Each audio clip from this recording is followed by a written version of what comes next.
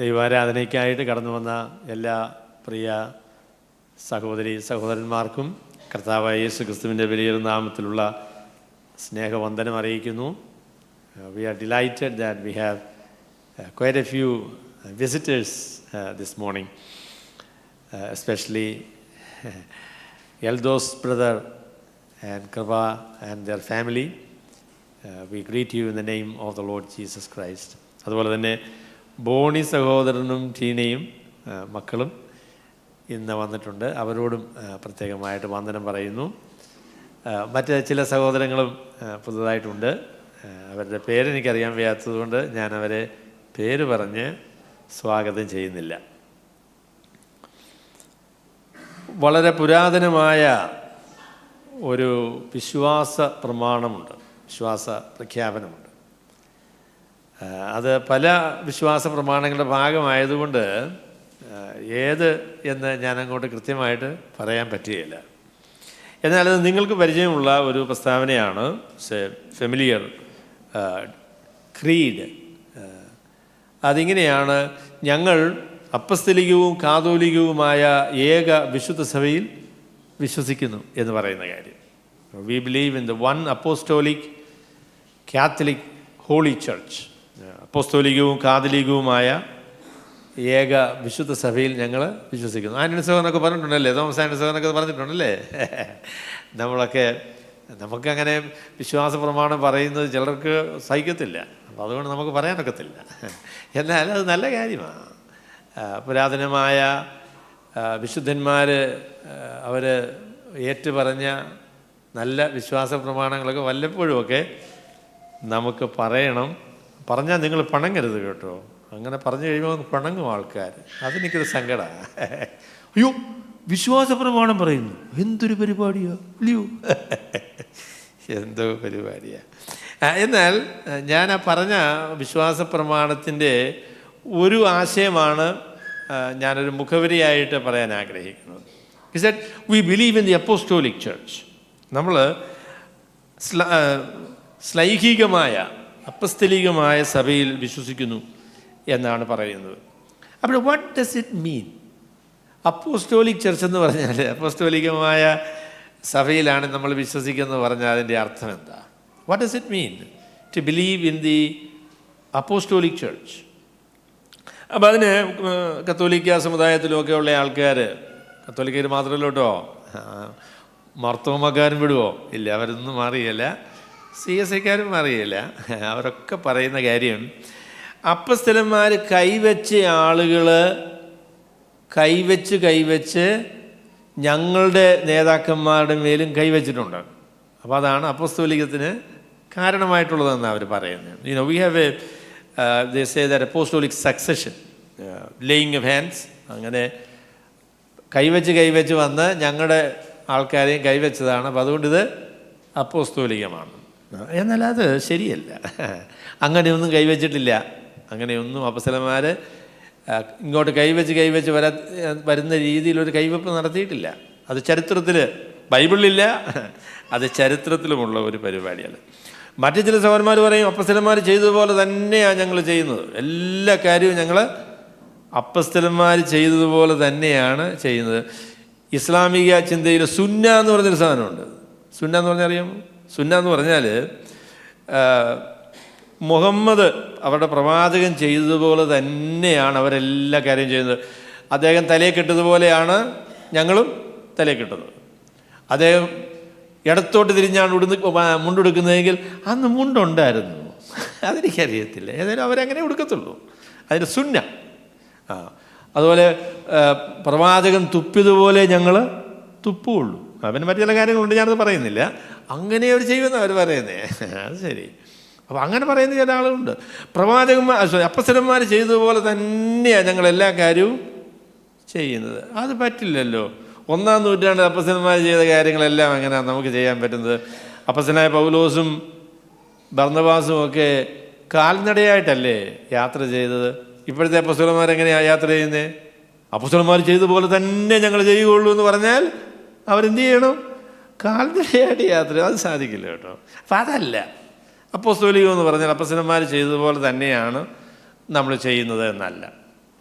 അപ്പോസ്തോലികം എന്ന് പറഞ്ഞാൽ അപ്പോസ്തലന്മാർ വിശ്വസിച്ചതും അപ്പോസ്തലന്മാർ പ്രസംഗിച്ചതുമായ സുവിശേഷം തന്നെയാണ് നമ്മളും വിശ്വസിക്കുന്നത്, നമ്മളും പ്രസംഗിക്കുന്നത് എന്നതാണ് അപ്പോസ്തോലികതയുടെ അടിസ്ഥാനം എന്ന് പറയുന്നതാണ്.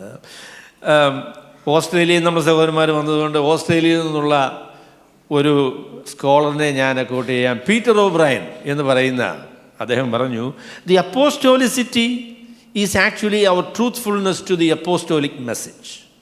അപ്പോസ്തലന്മാർ പറഞ്ഞ സന്ദേശത്തോടുള്ള നമ്മുടെ വിശ്വസ്തതയാണ് നമ്മളുടെ അപ്പോസ്തോലികത എന്ന് അദ്ദേഹം പറഞ്ഞു. അപ്പം ഞാൻ ഇന്ന് പറയാൻ പോകുന്ന 13-ാമത്തെ അധ്യായത്തിൽ അപ്പോസ്തലനായ പൗലോസ് പ്രസംഗിച്ച സുവിശേഷം നമുക്ക് വായിക്കാനായിട്ട് സാധിക്കും. അത് ദീർഘമായൊരു പ്രസംഗമാണ്. അപ്പോസ്തല പ്രവൃത്തികളിലെ പത്രോസിൻ്റെ പ്രസംഗം കഴിഞ്ഞാൽ ദൈർഘ്യം പത്രോസിൻ്റെ പ്രസംഗത്തേക്കാൾ കൂടുതലുണ്ട് പൗലോസിൻ്റെ പ്രസംഗം. സ്തേഫാനോസിൻ്റെ പ്രസംഗമേ ഉള്ളൂ യഥാർത്ഥത്തിൽ പൗലോസിൻ്റെ പ്രസംഗത്തേക്കാളും ദൈർഘ്യമുള്ള പ്രസംഗം എന്ന് പറയുന്നത്. അപ്പം അതുകൊണ്ട് ഒരു ദിവസത്തിൽ ഈ പ്രസംഗം എനിക്ക് പറഞ്ഞു തീർക്കാനായിട്ട് സാധിക്കുകയില്ല. ഞാൻ 2 ദിവസമായിട്ട് അപ്പോസ്തലനായ പൗലോസ് പറഞ്ഞ സുവിശേഷ പ്രസംഗം, അദ്ദേഹം എന്ത് സുവിശേഷമാണ് പ്രസംഗിച്ചത് എന്നുള്ളത് പറയാം. അത് വളരെ പ്രധാനപ്പെട്ട കാര്യമാണ്. നിങ്ങൾ എന്തൊക്കെ പറഞ്ഞാലും അപ്പോസ്തലനായ പൗലോസ് പ്രസംഗിച്ച സുവിശേഷമല്ല പ്രസംഗിക്കുന്നതെങ്കിൽ നിങ്ങൾക്ക് അപ്പോസ്തോലികത അവകാശപ്പെടാൻ പറ്റില്ല. അപ്പോസ്തലനായ പൗലോസ് പ്രസംഗിച്ച സുവിശേഷം പ്രസംഗിക്കാത്ത ആളുകൾ ആരുടെ കൈവപ്പുള്ള ആളുകളാണെങ്കിലും അവർക്ക് അപ്പോസ്തോലികത അവകാശപ്പെടുവാനായിട്ട് സാധിക്കുകയില്ല. അപ്പോസ്തലനായ പൗലോസ് തന്നെ അത് പറഞ്ഞു അല്ലേ, ഞാൻ നിങ്ങളോട് അറിയിച്ച സുവിശേഷത്തിന് വിരുദ്ധമായി ഞങ്ങളാകട്ടെ സ്വർഗത്തിൽ നിന്നൊരു ദൂതനാകട്ടെ വന്ന് വേറൊരു സുവിശേഷം പറഞ്ഞാൽ അവന് ശപിക്കപ്പെട്ടത്. What is our apostolicity? Apostolicity is actually adherence and faithfulness to the message that they proclaimed.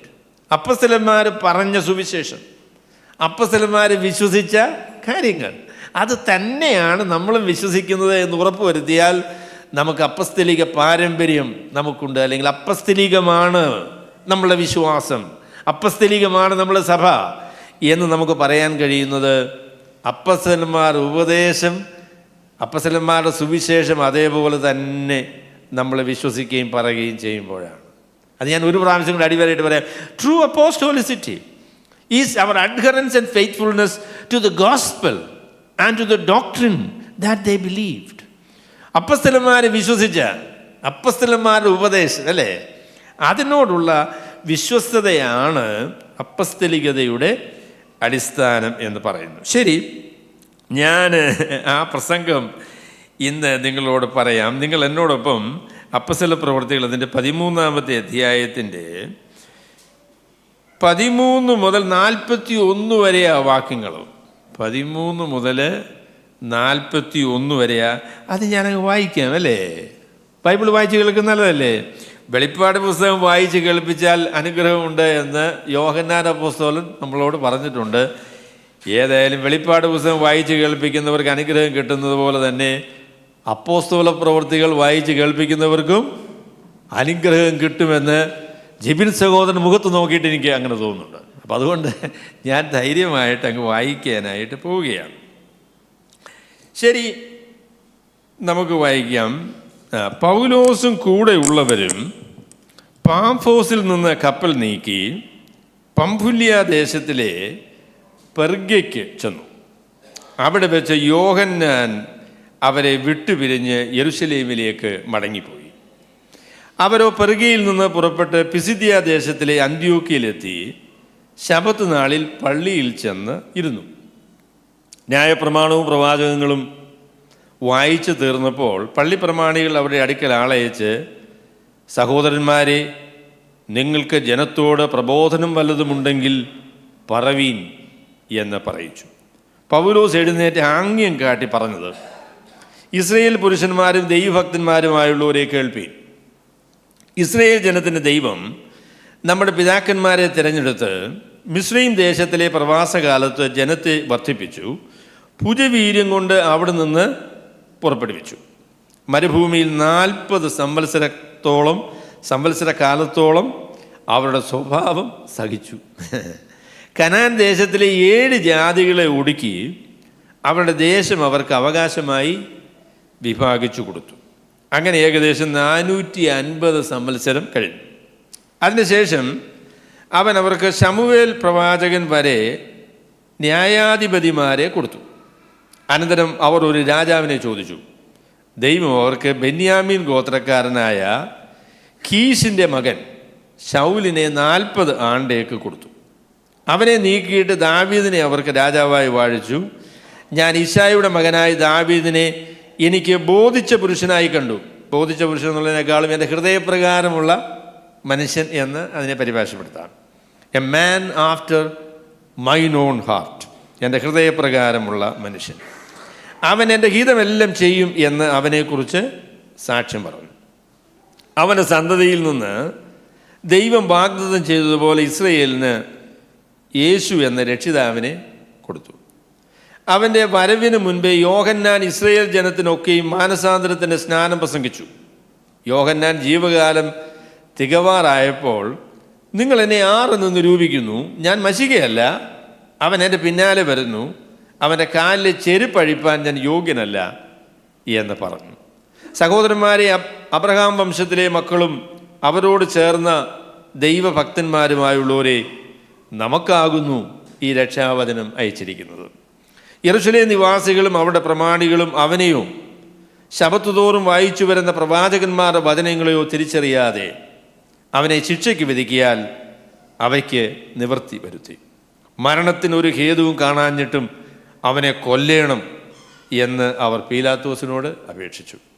അവനെക്കുറിച്ച് എഴുതിയിരിക്കുന്നതൊക്കെയും തികച്ച ശേഷം അവർ അവനെ മരത്തിൽ നിന്ന് ഇറക്കി ഒരു കല്ലറയിൽ വച്ചു. ദൈവമോ അവനെ മരിച്ചവരിൽ നിന്ന് ഉയർത്തെഴുന്നേൽപ്പിച്ചു. അവൻ തന്നോടുകൂടെ ഗലീലയിൽ നിന്ന് യെരൂശലേമിലേക്ക് വന്നവർക്ക് ഏറിയ ദിവസം പ്രത്യക്ഷനായി. അവർ ഇപ്പോൾ ജനത്തിന് മുൻപാകെ അവൻ്റെ സാക്ഷികൾ ആകുന്നു. ദൈവം പിതാക്കന്മാരോട് ചെയ്ത വാഗ്ദത്തം യേശുവിനെ ഉയർത്തെഴുന്നേൽപ്പിച്ചതിനാൽ മക്കൾക്ക് നിവർത്തിച്ചിരിക്കുന്നു എന്ന് ഞങ്ങൾ നിങ്ങളോട് സുവിശേഷിക്കുന്നു. നീ എൻ്റെ പുത്രൻ, ഇന്ന് ഞാൻ നിന്നെ ജനിപ്പിച്ചു എന്ന് 2-ാം സങ്കീർത്തനത്തിൽ എഴുതിയിരിക്കുന്നുവല്ലോ. ഇനി ദ്രവത്വത്തിലേക്ക് തിരിയാതെ വണ്ണം അവൻ അവനെ മരിച്ചവരിൽ നിന്ന് എഴുന്നേൽപ്പിച്ചതിനെക്കുറിച്ച് അവൻ ദാവീദിന് സ്ഥിരമായുള്ള വിശുദ്ധ കൃപകളെ ഞാൻ നിങ്ങൾക്ക് നൽകും എന്ന് പറഞ്ഞിരിക്കുന്നു. മറ്റൊരു സങ്കീർത്തനത്തിലും നിന്റെ പരിശുദ്ധനെ ദ്രവത്വം കാണുവാൻ നീ വിട്ടുകൊടുക്കുകയില്ല എന്ന് പറയുന്നു. ദാവീദ് തൻ്റെ തലമുറയിൽ ദൈവത്തിൻ്റെ ആലോചനയ്ക്ക് ശുശ്രൂഷ ചെയ്ത ശേഷം നിദ്ര പ്രാപിച്ചു തൻ്റെ പിതാക്കന്മാരോട് ചേർന്ന് ദ്രവത്വം കണ്ടു. ദൈവം ഉയർത്തെഴുന്നേൽപ്പിച്ചവനോ ദ്രവത്വം കണ്ടില്ല. ആകയാൽ സഹോദരന്മാരെ, ഇവൻ മൂലം നിങ്ങളോട് പാപമോചനം അറിയിക്കുന്നുവെന്നും മോശയുടെ ന്യായപ്രമാണത്താൽ നിങ്ങൾക്ക് നീതീകരണം വരുവാൻ കഴിയാത്ത സകലത്തിൽ നിന്നും വിശ്വസിക്കുന്ന ഏവനും ഇവനാൽ നീതീകരിക്കപ്പെടുന്നുവെന്നും നിങ്ങൾ അറിഞ്ഞുകൊള്ളുവീൻ. ആകയാൽ ഹേ നിന്ദക്കാരെ, നോക്കുവീൻ, ആശ്ചര്യപ്പെട്ട് നശിച്ചു പോകുവീൻ. നിങ്ങളുടെ കാലത്ത് ഞാനൊരു പ്രവൃത്തി ചെയ്യുന്നു, നിങ്ങളോട് വിവരിച്ചാൽ നിങ്ങൾ വിശ്വസിക്കാത്ത പ്രവൃത്തി തന്നെ എന്ന പ്രവാചക പുസ്തകങ്ങളിൽ അരുളി ചെയ്തിരിക്കുന്നത് നിങ്ങൾക്ക് ഭവിക്കാതിരിപ്പാൻ സൂക്ഷിച്ചുകൊള്ളു.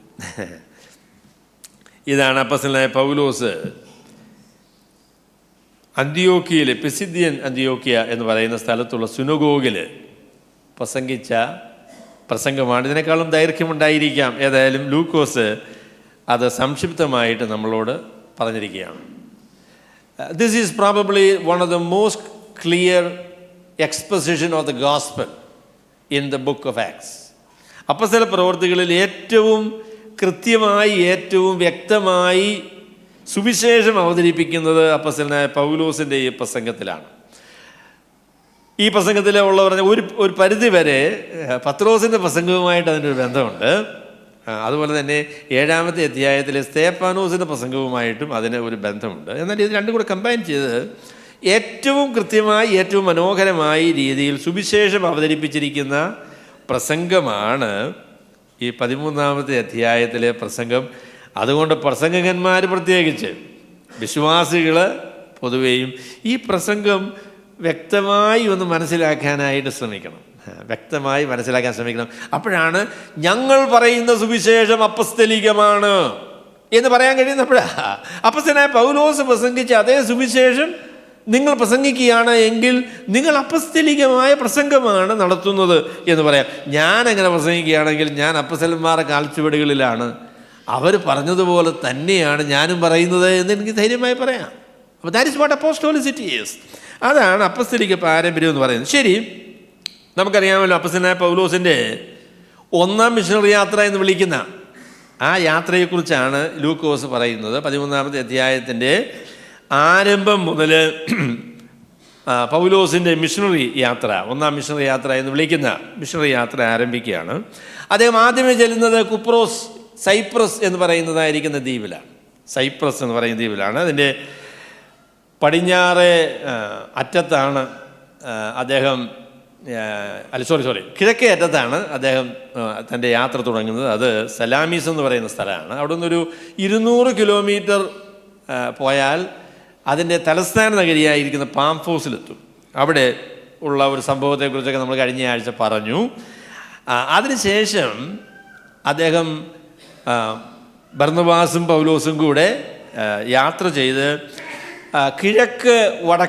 വടക്ക് കിഴക്കായിട്ട് നമ്മൾ സനു സഹോദരനൊക്കെ അറിയായിരിക്കും കേട്ടോ. നിങ്ങൾ അവിടെ ടർക്കിയിൽ ഒക്കെ പോയിട്ടുണ്ട് എങ്കിൽ നിങ്ങൾക്കറിയാം, അവിടെ പെർഗ എന്നാണോ ഇപ്പോഴത്തെ പേരെന്ന് എനിക്കറിയില്ല, മെഡിറ്ററേനിയൻ കടൽ തീരത്തുള്ള ഒരു തുറമുഖ പട്ടണമാണ് പെർഗ എന്ന് പറയുന്ന തുറമുഖ പട്ടണം. പാംഫോസിൽ നിന്ന് ഏകദേശം 300 കിലോമീറ്റർ യാത്ര ചെയ്താൽ ഈ പെർഗ എന്ന് പറയുന്ന സ്ഥലത്ത് വരാം. അവിടെ നിന്ന് വടക്കോട്ട് ഏകദേശം 200 കിലോമീറ്റർ യാത്ര ചെയ്താൽ ഈ പിസിദ്യൻ അന്ത്യോക്യ എന്ന് പറയുന്ന സ്ഥലത്ത് വരും. ശരി, അദ്ദേഹത്തെക്കുറിച്ച് വിവരിക്കാനായിട്ട് ലൂക്കോസ് പറയുന്ന പ്രസ്താവനകളിലേക്ക് നമുക്ക് വരാം. അപ്പോൾ അവിടെ 13ാമത്തെ വാക്യം, പൗലോസും കൂടെയുള്ളവരും പാംഫോസിൽ നിന്ന് കപ്പൽ നീക്കി പംഫുല്യ പ്രദേശത്തിലെ പെർഗയ്ക്ക് ചെന്നു. അത് ഏകദേശം 300 കിലോമീറ്റർ ദൂരമുള്ള ഒരു കപ്പൽ യാത്രയാണ്. അപ്പോൾ ഇവിടെ ലൂക്കോസ് ഈ മിഷണറി സംഘത്തെ അവതരിപ്പിക്കുന്നത് എങ്ങനെയാണ് പറയുന്നത്? പൗലോസും കൂടെ ഉള്ളവർ എന്താ പറഞ്ഞത്? എൻ്റെ പോലെ അങ്ങനെ എന്താ പറഞ്ഞേ? ബർന്നബാസും പൗലോസും എന്ന് പറഞ്ഞല്ലേ തുടങ്ങിയത്. ബർന്നബാസും ശൗലും എന്ന് പറഞ്ഞാണ് ഈ യാത്ര തുടങ്ങുന്നത്. ഇപ്പോഴേ ബർന്നബാസിൻ്റെ പേര് പോലും പറയണില്ല, പറഞ്ഞു പൗലോസും കൂടെ ഉള്ളവർ. അപ്പോൾ അവിടെ വെച്ചാണ് പൗലോസിൻ്റെ ടീം, അല്ലെങ്കിൽ പൗലോസാണ് മുഖ്യ മിഷണറി അല്ലെങ്കിൽ അപ്പോസ്തോലൻ എന്നുള്ള നിലയിൽ ലൂക്കോസ് ഇനിയും പൗലോസിനാണ് പ്രാമുഖ്യം കൊടുക്കാനായിട്ട് പോകുന്നത്.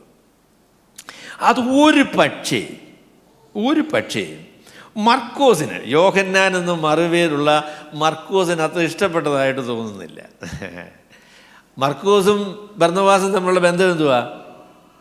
അവരമ്മാവനാ അല്ലേ, അമ്മയുടെ ആങ്ങളെയാണ് ബർന്നബാസ്. അവിടെ നമ്മുടെ അമ്മാച്ചന് ഒരു ക്ഷീണം പറ്റിയത് മർക്കോസിന് അത്ര ഇഷ്ടപ്പെട്ടില്ല എന്ന് വേണം. അത് കൃത്യമായിട്ടൊക്കെ പറഞ്ഞിട്ടില്ല. ഏതായാലും ശരി, പെർഗ വരെ ചെന്ന് കഴിഞ്ഞപ്പോൾ മർക്കോസ് പറഞ്ഞു, ഞാനിനി ഈ പണിക്കില്ല, ഞാൻ വീട്ടിൽ പോവാം എന്നും പറഞ്ഞ് മർക്കോസ് അവിടെ അങ്ങ് വിട്ടുപോയി. അപ്പം അതിനെക്കുറിച്ച് കമൻറ്റേറ്റേഴ്സൊക്കെ പറയുന്ന ഭക്തന്മാരായ ആളുകൾ അതിനെ നിരീക്ഷിച്ചിട്ട് പറയുന്ന കാര്യം, ഈ മുൻഗണന നഷ്ടപ്പെടുക എന്ന് പറയുന്നത് കൈകാര്യം ചെയ്യാൻ ബുദ്ധിമുട്ടാണ് കേട്ടോ. അതായത് നമ്മൾ തുടങ്ങിയപ്പോൾ ആരായിരുന്നു? ബർന്നബാസും ശൗലും എന്ന് പറഞ്ഞാൽ തുടങ്ങിയത്. കുറച്ച് കഴിഞ്ഞപ്പോൾ പേര് പോലും പറയണില്ല. എൻ്റെ പൊന്നെ, സമ്മതിക്കാൻ പറ്റുമോ? എന്നിട്ട് ബർന്നബാസിനെ കുറിച്ച് എഫ് ബ്രൂസ് പറഞ്ഞ പ്രസ്താവന വളരെ ഹൃദ്യമാണ്. അദ്ദേഹം പറഞ്ഞു, to play a second fiddle well is always needs lots of humility. അതായത് നമ്മുടെ മുഖ്യസ്ഥാനം നഷ്ടപ്പെട്ടിട്ട് പുറകിൽ നിന്ന് മുഖ്യസ്ഥാനം നഷ്ടപ്പെട്ടു എന്നുള്ള സങ്കടമില്ലാതെ പ്രവർത്തിക്കുക എന്ന് പറയുന്നത് ആ മനുഷ്യനൊരു വലിയ മനുഷ്യനാണ് എന്നുള്ളതിൻ്റെ തെളിവാണ് എന്നാണ് അദ്ദേഹം പറഞ്ഞത്. ബർന്നബാസ് ഒരു വലിയ മനുഷ്യനായിരുന്നു കേട്ടോ. അദ്ദേഹം സ്ഥാനം നോക്കി, പേര് നോക്കി ദൈവവേലയ്ക്ക് ഇറങ്ങിയ ഒരാളല്ല. ദൈവം തന്നെ എവിടെയാണോ ആക്കുന്നത്, എന്ത് സ്ഥാനമാണോ എന്ത് ശുശ്രൂഷയാണോ തന്നെ ഏൽപ്പിക്കുന്നത്, അത് വിനയപൂർവ്വം സ്വീകരിക്കുവാൻ ആ ദൈവ മനുഷ്യന് മനസ്സായിരുന്നു എന്നത് വളരെ പ്രധാനപ്പെട്ട ഒരു കാര്യമാണ്. ഞാൻ അന്നേ സമ്മതിക്കുമെന്ന് തോന്നുന്നില്ല കേട്ടോ. ബാബു ജോർജ് സഹോദരനും കൂട്ടരും എന്നൊക്കെ പറഞ്ഞ് തുടങ്ങിയേച്ച് ഇപ്പം അതാണ് ബാബു ജോർജ് സഹോദരനെ ഒരു വാക്ക് പോലും പറയണില്ല. ഇതെന്താ പരിപാടിയാ? എന്തിനാ വേലയ്ക്ക് ഇറങ്ങിയത്? പേരുണ്ടാക്കാനല്ലേ? ബർന്നബാസിന് അങ്ങനെയുള്ള സങ്കടമൊന്നും വന്നില്ല. എന്നാൽ മർക്കോസിൻ്റെ സങ്കടം വന്നോ എന്നൊരു സംശയമുണ്ട്. അതുകൊണ്ട് അദ്ദേഹം പെർഗയിൽ നിന്ന് അദ്ദേഹം വീട്ടിലേക്ക് പോയി. അപ്പോൾ എന്തുകൊണ്ടാണ് പോയതെന്നുള്ളതിനെക്കുറിച്ച് കൃത്യമായിട്ട് നമുക്ക് ലൂക്കോസ് വിവരം തരുന്നില്ല. ഇതൊരു കാരണമാണെന്ന് പല ആളുകൾ പറയുന്നുണ്ട് കേട്ടോ. അമ്മാച്ചനെ അദ്ദേഹത്തിന് സ്ഥാനം കുറച്ചത് അനന്തരവൻ ഇഷ്ടപ്പെട്ടില്ല എന്നത് ഒരു കാരണമാണ് എന്ന് ചിലർ പറയുന്നത്. അതൊന്നും കാരണം നമുക്കറിയില്ല. മറ്റു ചില ആളുകൾ പറയുന്നത് പെർഗ എന്ന് പറയുന്ന സ്ഥലത്ത് നിന്ന് അന്ത്യോക്യയിലേക്ക് 200 കിലോമീറ്റർ ഉണ്ട് കേട്ടോ. 200 കിലോമീറ്റർ ദൂരമുണ്ട്. അത് ഭയങ്കര ദുർഘടമേറിയ വഴിയാണ്. മാത്രമല്ല കള്ളന്മാരും കൊള്ളക്കാരും ഒക്കെ ഉള്ള ഒരു വഴിയാണ്. അപ്പോൾ അത് it's a very dangerous trip. പൗലോസിനും ബർന്നബാസിനും അത് വളരെ ബുദ്ധിമുട്ടുള്ള ഒരു യാത്രയായിരുന്നു. അപ്പോൾ ഇതിനെക്കുറിച്ച് കുറച്ച് അറിവുള്ളതായിരിക്കുന്ന മർക്കോസ് പറഞ്ഞു, ഞാൻ ഏതായാലും ഈ പണിക്ക് വരുന്നില്ല, ഏതായാലും I want to save my skin, so I want to go എന്ന് പറഞ്ഞു പോയതായിരിക്കാം, നമുക്കറിയില്ല. ഏതായാലും ശരി, അങ്ങനെ അദ്ദേഹം പോയതിന് ശേഷം ഇവിടെ വെച്ചാണോ പൗലോസിന് അസുഖമായി എന്ന് പറഞ്ഞാൽ ഈ പറയുന്ന സ്ഥലത്തിന് എല്ലാം കൂടെ പറയുന്ന പേരാണ് ഗലാത്യ എന്ന് പറയുന്ന പേര്. അപ്പോൾ ഗലാത്യ ലേഖനം എഴുതിയത് ഈ സ്ഥലത്തുള്ളതായിരിക്കുന്ന എല്ലാ സഭകളെയും ഉൾപ്പെടുത്തിയാണ് അപ്പസ്തലനായ പൗലോസ് ഗലാത്യ ലേഖനം എഴുതുന്നത്. ഗലാത്യ ലേഖനം എഴുതിയപ്പോൾ അദ്ദേഹം പറഞ്ഞു, ഞാൻ ആദ്യമേ നിങ്ങളോട് സുവിശേഷം പറയാനുള്ള കാരണം എനിക്ക് ഭയങ്കര അസുഖം പിടിച്ചു എന്നുള്ളതാണ് എന്ന് അദ്ദേഹം ഗലാത്യ ലേഖനത്തിൽ അതിനെക്കുറിച്ച് പറയുന്നുണ്ട്. അപ്പോൾ ഈ യാത്രയിൽ അതിനെക്കുറിച്ച് പറഞ്ഞത് മലേറിയ ഒക്കെ ഒരുപാട് ഉള്ള ഒരു സ്ഥലമാണ്. അപ്പോൾ ഈ പെർഗയിൽ നിന്ന് വടക്കോട്ട് പോയി, അതുകൊണ്ടായിരിക്കാം അദ്ദേഹം ഗലാത്യ എന്ന് പറയുന്നത് കുറച്ചും കൂടെ ഉയരം ഉള്ള സ്ഥലമാണ്. അവിടെ കുറച്ചുകൂടെ ഈ ബുദ്ധിമുട്ട് കുറഞ്ഞ സ്ഥലമാണ്. അതുകൊണ്ടായിരിക്കാം ആ യാത്ര അദ്ദേഹം അങ്ങനെ ചെയ്തതെന്നൊക്കെ പറയും. പക്ഷേ we don't know the details. അപ്പോൾ അതിനെക്കുറിച്ചുള്ള പൂർണ്ണ വിവരമൊന്നും നമുക്ക് ഇല്ല. എന്നാൽ അവർ അന്ത്യോക്യയിൽ ചെന്നു. അന്ത്യോക്യ എന്ന് പറയുന്ന നഗരം, പല നഗരങ്ങൾക്കും ആ കാലത്ത് അന്ത്യോക്യ എന്ന പേരുണ്ട് കേട്ടോ. അന്ത്യോക്കസ് എപ്പിഫാനസ് എന്ന് പറയുന്ന ഒരു രാജാവ് ഉണ്ടായിരുന്നു. അപ്പോൾ അതിയാൻ്റെ പേര് നിലനിർത്താൻ വേണ്ടി അദ്ദേഹം കണ്ട നഗരങ്ങൾക്കൊക്കെ അന്ത്യോക്യ എന്ന് പേര് കൊടുത്തു. അങ്ങനെയാണ് ഈ സ്ഥലത്തും അന്ത്യോക്യ എന്ന് പേര് വന്നത്. അപ്പം നമ്മൾ അന്ത്യോക്യ എന്ന് പറഞ്ഞാൽ പോരാ. അന്ത്യോക്യ എന്ന് പറയുമ്പോൾ അതിനൊരു വിശദീകരണം കൂടെ പറയണം. അന്ത്യോക്യ ഓഫ് പിസിഡിയൻ അന്ത്യോക്ക്, അല്ലെങ്കിൽ പിന്നെ ഡമാസ്കസിനടുത്തുള്ളതായിരിക്കുന്ന സിറിയയിലുള്ളതായിരിക്കുന്ന അന്ത്യോക്യ, അവിടെ നിന്നാണല്ലോ ഇവർ വരുന്നത്. അപ്പം അങ്ങനെ അന്ത്യോക്യ നമ്മൾ വിശദീകരിച്ചെങ്കിൽ മാത്രമേ ഏത് അന്ത്യോക്യയാണെന്ന് നമുക്ക് പറയാനായിട്ട് സാധിക്കുകയുള്ളൂ. അപ്പം ഇവർ 15-ാമത്തെ വാക്യത്തിൽ പറയുന്നത്, അവരോ പെർഗയിൽ നിന്ന് പുറപ്പെട്ടു, പിസിദിയ ദേശത്തിലെ അന്ത്യോക്യയിലെത്തി, ശബത്ത് നാളിൽ പള്ളിയിൽ ചെന്ന് ഇരുന്നു. അവിടെ ഈ പള്ളി എന്ന് പറയുന്ന പരിപാടി, അവിടെ സിനഗോഗ്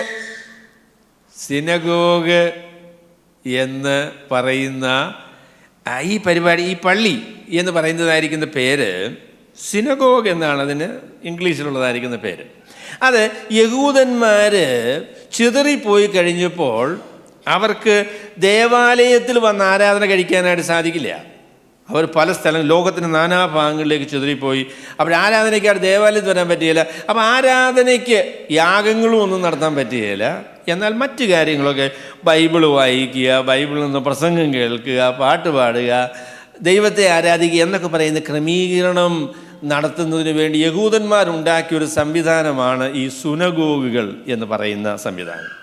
അപ്പോൾ അതിൽ 2 സുനഗോഗുകളെക്കുറിച്ച് ലൂക്കോസ് നമ്മളോട് പറയുന്നുണ്ട്. അതും എഫബ്രൂസ് പറയുന്നതായിരിക്കുന്ന കാര്യമാണ്. അദ്ദേഹം പറഞ്ഞു, സുനഗോഗുകളെക്കുറിച്ചുള്ള ഏറ്റവും പഴക്കം ചെന്ന അറിവ് നമുക്ക് ലഭിക്കുന്നത് ലൂക്കോസിൽ നിന്നാണ്. ലൂക്കോസിനെ നേരത്തെ ഒരു സുനഗോഗിനെ കുറിച്ച് പറയുന്നുണ്ട്. എവിടെയാണ് സുനഗോഗിനെ കുറിച്ച് ലൂക്കോസ് പറയുന്നത്? ലൂക്കോസിൻ്റെ സുവിശേഷം 4-ാമത്തെ അധ്യായം അല്ലേ? ലൂക്കോസിൻ്റെ സുവിശേഷമൊക്കെ ഒന്ന് വായിക്കണം കേട്ടോ. ലൂക്കോസിൻ്റെ സുവിശേഷമൊക്കെ ഒന്ന് വായിക്കണം. ലൂക്കോസിൻ്റെ സുവിശേഷം 4-ാമത്തെ അധ്യായത്തിൽ അദ്ദേഹം നസ്രയത്തിലുള്ള ഒരു സുനഗോഗിൽ വന്ന് കർത്താവായ യേശു ക്രിസ്തു ഒരു പ്രസംഗം നടത്തുന്നതിനെക്കുറിച്ച് പറയുന്നുണ്ട്. പിന്നെ അന്ത്യോക്യയിൽ, പിസിദ്യൻ അന്ത്യോക്യയിൽ പൗലോസ് വന്നതിന് ശേഷം അവിടെ നടത്തുന്നതായിരിക്കുന്ന പ്രസംഗം. അങ്ങനെ 2 സുനഗോഗുകളുടെ ക്രമീകരണത്തെ സംബന്ധിച്ച് നമുക്ക് ലൂക്കോസ് ഒരറിവ് തരുന്നുണ്ട്. അപ്പോൾ ഈ സിനഗോഗുകളുമായിട്ടുള്ള നമ്മളുടെ what is our obligation, our indebtedness to the synagogue. സിനഗോഗിനോട് നമുക്ക് കടപ്പാടുണ്ട് കേട്ടോ. അതെന്താണെന്ന് ചോദിച്ചാൽ, പുതിയ നിയമസഭയുടെ ക്രമീകരണം എന്ന് പറയുന്നത് സിനഗോഗുകളുടെ ഒരു പിന്തുടർച്ചയാണ്. സിനഗോഗുകളുടെ ഒരു പിന്തുടർച്ചയാണ് യഥാർത്ഥത്തിൽ പുതിയ നിയമസഭ എന്ന് പറയുന്നതിന് ക്രമീകരണം സിനഗോഗുകളാണ്. സിനഗോഗുകളെ നിയന്ത്രിച്ചിരുന്നതിന് അവരുടെ നേതൃത്വത്തിലുള്ള ആളുകൾക്ക് കൊടുത്തിരുന്ന പേര് മൂപ്പന്മാർ എന്നാണ്. ബോണി സഹോദരൻ ഇഷ്ടപ്പെടും. എന്താണ് സിനഗോഗിൻ്റെ നേതൃത്വം വഹിക്കുന്ന ആളുകൾക്കുള്ള പേര്? എൽഡേഴ്സ് എന്നാണ്, മൂപ്പന്മാരെന്നാണ് അവരെ വിളിച്ചിരുന്നത്. അവിടെ ഈ മൂപ്പന്മാരായിരിക്കുന്ന ആളുകൾ ആണ് ഈ സിനഗോഗിൻ്റെ കാര്യങ്ങളെല്ലാം നോക്കിയിരുന്നത് അവരാണ്. എന്നാൽ എല്ലാ മൂപ്പന്മാരും അങ്ങനെ വചനപരിജ്ഞാനമുള്ള ആളുകൾ ആയിരുന്നില്ല. എല്ലാ മൂപ്പന്മാർക്കും ബൈബിൾ അങ്ങനെ പറയാനായിട്ട്, പഴയ നിയമം വ്യാഖ്യാനിക്കാനായിട്ടുള്ളതായിരിക്കുന്ന പ്രാപ്തിയുള്ള ആളുകളല്ല. അപ്പം അതുകൊണ്ട് ബൈബിൾ പ്രസംഗിക്കാനായിട്ട് പ്രാപ്തിയുള്ള ആരെങ്കിലും അവരുടെ മധ്യത്തിൽ വന്നാൽ പ്രസംഗം അവർക്ക് കൊടുക്കുക എന്ന് പറയുന്നൊരു രീതി ഈ സിനഗോഗുകളിലുണ്ടായിരുന്നു. അപ്പം നല്ല പ്രസംഗനാണ് എന്ന് ഉള്ള ഒരാൾ വരികയാണെങ്കിൽ മൂപ്പന്മാർ മാറി നിന്ന് വെച്ച് പറയും, സഹോദര, അങ്ങനല്ലേ പറഞ്ഞ്, സഹോദരന്മാരെ നിങ്ങൾക്ക് വല്ല വചനവും പറയാനുണ്ടെങ്കിൽ ഞങ്ങളോട് പറയണം എന്ന് പറഞ്ഞു. അപ്പോൾ അത് ഒരു നല്ല ആ രീതി തന്നെയായിരുന്നു ആദിമസഭയിലും കേട്ടോ. ആദിമസഭയിൽ അതായിരുന്നു. എല്ലാ മൂപ്പന്മാർക്കും ഒന്നും അങ്ങനെ വചനം പറയാൻ കഴിവുണ്ടാവുകയില്ല. അപ്പോൾ കഴിവുള്ള ആളുകൾ, അതിനെക്കുറിച്ച് എസ് ലൂയിസ് ജോൺസൺ എന്ന് പറയുന്ന ആൾ പറയുന്ന പ്രസ്താവനയുണ്ട്. അദ്ദേഹം പറഞ്ഞു, ministry by the gifted people was the pattern of the early church. That was the way it was being done in the synagogue as well. സിനഗോഗിൽ ചെയ്തിരുന്നത് പോലെ കൃപയുള്ള, പ്രസംഗിക്കാൻ കഴിവുള്ള, ബൈബിൾ പറയാൻ പ്രാപ്തിയുള്ള ആളുകൾക്ക് വചനം പറയാനുള്ള അവസരം കൊടുക്കുക എന്ന് പറയുന്നത് സിനഗോഗുകളുടെ രീതിയായിരുന്നു. അത് തന്നെയായിരുന്നു ആദിമസഭയിലുള്ള രീതിയും എന്നതിനെക്കുറിച്ച് പറഞ്ഞിട്ടുണ്ട്. അപ്പം അതുകൊണ്ട് ഈ സിനഗോഗുകളുമായിട്ട് നമുക്ക് ഒരു കടപ്പാടുണ്ട്. കാരണം ദൈവസഭയുടെ പിന്തുടർച്ച എന്ന് പറയുന്നത് ദേവാലയത്തിൽ നിന്നല്ല, സിനഗോഗുകളിൽ നിന്ന് ആണ്. പിന്നെ വേറൊരു കാര്യം കൂടെ സിനഗോഗിനെ കുറിച്ച് പറഞ്ഞ് ഞാൻ നമ്മളുടെ പ്രസംഗത്തിലേക്ക് വരാം. അതെന്താണെന്ന് ചോദിച്ചാൽ, ഈ സിനഗോഗ് എന്ന് പറയുന്നിടത്ത് വേർതിരിവുകളൊന്നുമില്ല കേട്ടോ. ദേവാലയത്തിൽ ചെന്നാൽ വേർതിരിവുണ്ടോ? ഉണ്ട്. പുരോഹിതന്മാർ, ലേവ്യർ, സാധാരണക്കാരായ ആളുകൾ എന്നൊക്കെ പറയുന്നതായിരിക്കുന്ന വേർതിരിവുകൾ ദേവാലയത്തിൽ ചെന്നാലുണ്ട്. സ്ത്രീകൾക്ക് ചെല്ലാൻ പറ്റുന്നൊരു സ്ഥലമുണ്ട്, ജാതികൾക്ക് ചെല്ലാൻ പറ്റുന്നൊരു സ്ഥലമുണ്ട്, അങ്ങനെയൊക്കെയുള്ള വേർതിരിവുകളുണ്ട്. എന്നാൽ സിനഗോഗിൽ അങ്ങനെയുള്ള യാതൊരു പരിപാടിയും ഇല്ല. അവിടെ എല്ലാവർക്കും ഒരുപോലെ വരാൻ പറ്റും. പുരുഷന്മാർക്കും വരാം, സ്ത്രീകൾക്കും വരാം, ജാതികളായിരിക്കുന്ന ആളുകൾക്കും വരാം. അപ്പോൾ ഇവിടെ ദൈവഭക്തന്മാരെന്ന് പറയുന്ന ഒരു ഗ്രൂപ്പ് ആളുകളുണ്ട്. ഗോഡ് ഫിയറേഴ്സ് എന്നാണ് അവരെക്കുറിച്ച് പറയുന്നത്. They are not പ്രോസിലൈറ്റ്സ്. അവർ യഹൂദ മതത്തിലേക്ക് മതം മാറിയ ആളുകളല്ല. എന്നാൽ യഹൂദന്മാരുടെ രീതികളും വിശ്വാസവും പരിപാടികളും ഒക്കെ ഇഷ്ടപ്പെട്ടിട്ട് ദൈവത്തെ ആരാധിക്കാനായിട്ട് ഈ സിനഗോഗിൽ വരുന്ന ആളുകളെയാണ് നമ്മളെന്ന് പറയുന്നത് ദേ ആർ കോൾഡ് ഗോഡ് ഫിയറേഴ്സ്. ദൈവഭക്തന്മാരായിരിക്കുന്ന ആളുകൾ എന്ന് പറയുന്ന ആ പ്രസ്താവന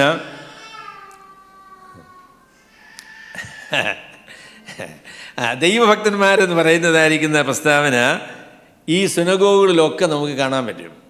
അവിടെ പൗലോസിൻ്റെ പ്രസംഗം മിഷണറി വേലയിൽ വളരെ പ്രമുഖമായിരിക്കുന്ന ഒരു സ്ഥാനം ഈ ഗോഡ് ഫിയറേഴ്സ് എന്ന് പറയുന്ന ആളുകൾക്കുണ്ട്. ഗോഡ് ഫിയറേഴ്സ് എന്ന് പറയുന്ന ആളുകൾക്ക് ഈ മിഷൻ പ്രവർത്തനത്തിൽ വളരെ പ്രധാനപ്പെട്ട ഒരു പങ്കുണ്ട്. അതെന്താണെന്ന് ചോദിച്ചാൽ, ദൈവവചനം സ്വീകരിക്കാനായിട്ട് മനസ്സ് വെച്ചവരുടെ കൂട്ടത്തിൽ മിക്കവാറുമുള്ള ആളുകളൊക്കെ ഈ ഗോഡ് ഫിയറേഴ്സ് എന്ന് പറയുന്ന ആളുകളായിരുന്നു. അവർ ഈവൻ കൊർന്നല്യോസ് എന്ന് പറയുന്ന ആൾ ഒരു ഗോഡ് ഫിയറാണ്. യഹൂദന്മാരുമായിട്ടുള്ള പരിചയത്തിലും അവരുമായിട്ടുള്ള സഹകരണത്തിലുമൊക്കെയാണ്. എന്നാൽ യഹൂദനായിട്ടില്ല. യഹൂദന്മാരാകുന്നതിനുള്ള അന്നത്തെ ഒരു വലിയ ബുദ്ധിമുട്ടെന്ന് പറയുന്നത് പരിച്ഛേദനയാണ്. അപ്പോൾ അത് സ്വീകരിക്കാനായിട്ട് പല ജാതികളായിരിക്കുന്ന ആളുകൾക്കും താല്പര്യമില്ല. എന്നാൽ അവരുടെ വിശ്വാസവും പാട്ടും പ്രസംഗവും അവരുടെ ജീവിത രീതികളും ഒക്കെ ഈ ആളുകൾക്ക് ഇഷ്ടമാണ്. അപ്പോൾ അതുകൊണ്ട് അവരെന്ത് ചെയ്യും? ഈ സിനഗോഗുകളിൽ വരും. അപ്പോൾ ഈ സിനഗോഗുകളിൽ ഇങ്ങനെയുള്ള വ്യത്യാസങ്ങളൊന്നുമില്ല, സ്ത്രീ എന്നോ പുരുഷനെന്നോ. അപ്പോൾ അവിടെ ശുശ്രൂഷകളൊക്കെ വ്യത്യാസമുണ്ട്, അത് ശരിയാണെങ്കിലും ഐമേനി തിരുമേനി എന്ന് പറയുന്നതായിട്ടുള്ള വ്യത്യാസങ്ങൾ, അവർ പുരോഹിതന്മാർ, സാധാരണക്കാരെന്ന് പറയുന്നതായിരിക്കുന്ന വ്യത്യാസങ്ങളൊന്നും ഉണ്ടായിരുന്നില്ല. അവർ ഒക്കെ സഹോദരന്മാരെന്നുള്ള രീതിയിലുള്ള there was a community of brothers and sisters. That's what they were. യഥാർത്ഥത്തിൽ അതിൻ്റെ പിന്തുടർച്ചയാണ് സഭയെന്ന് പറയുന്നത്.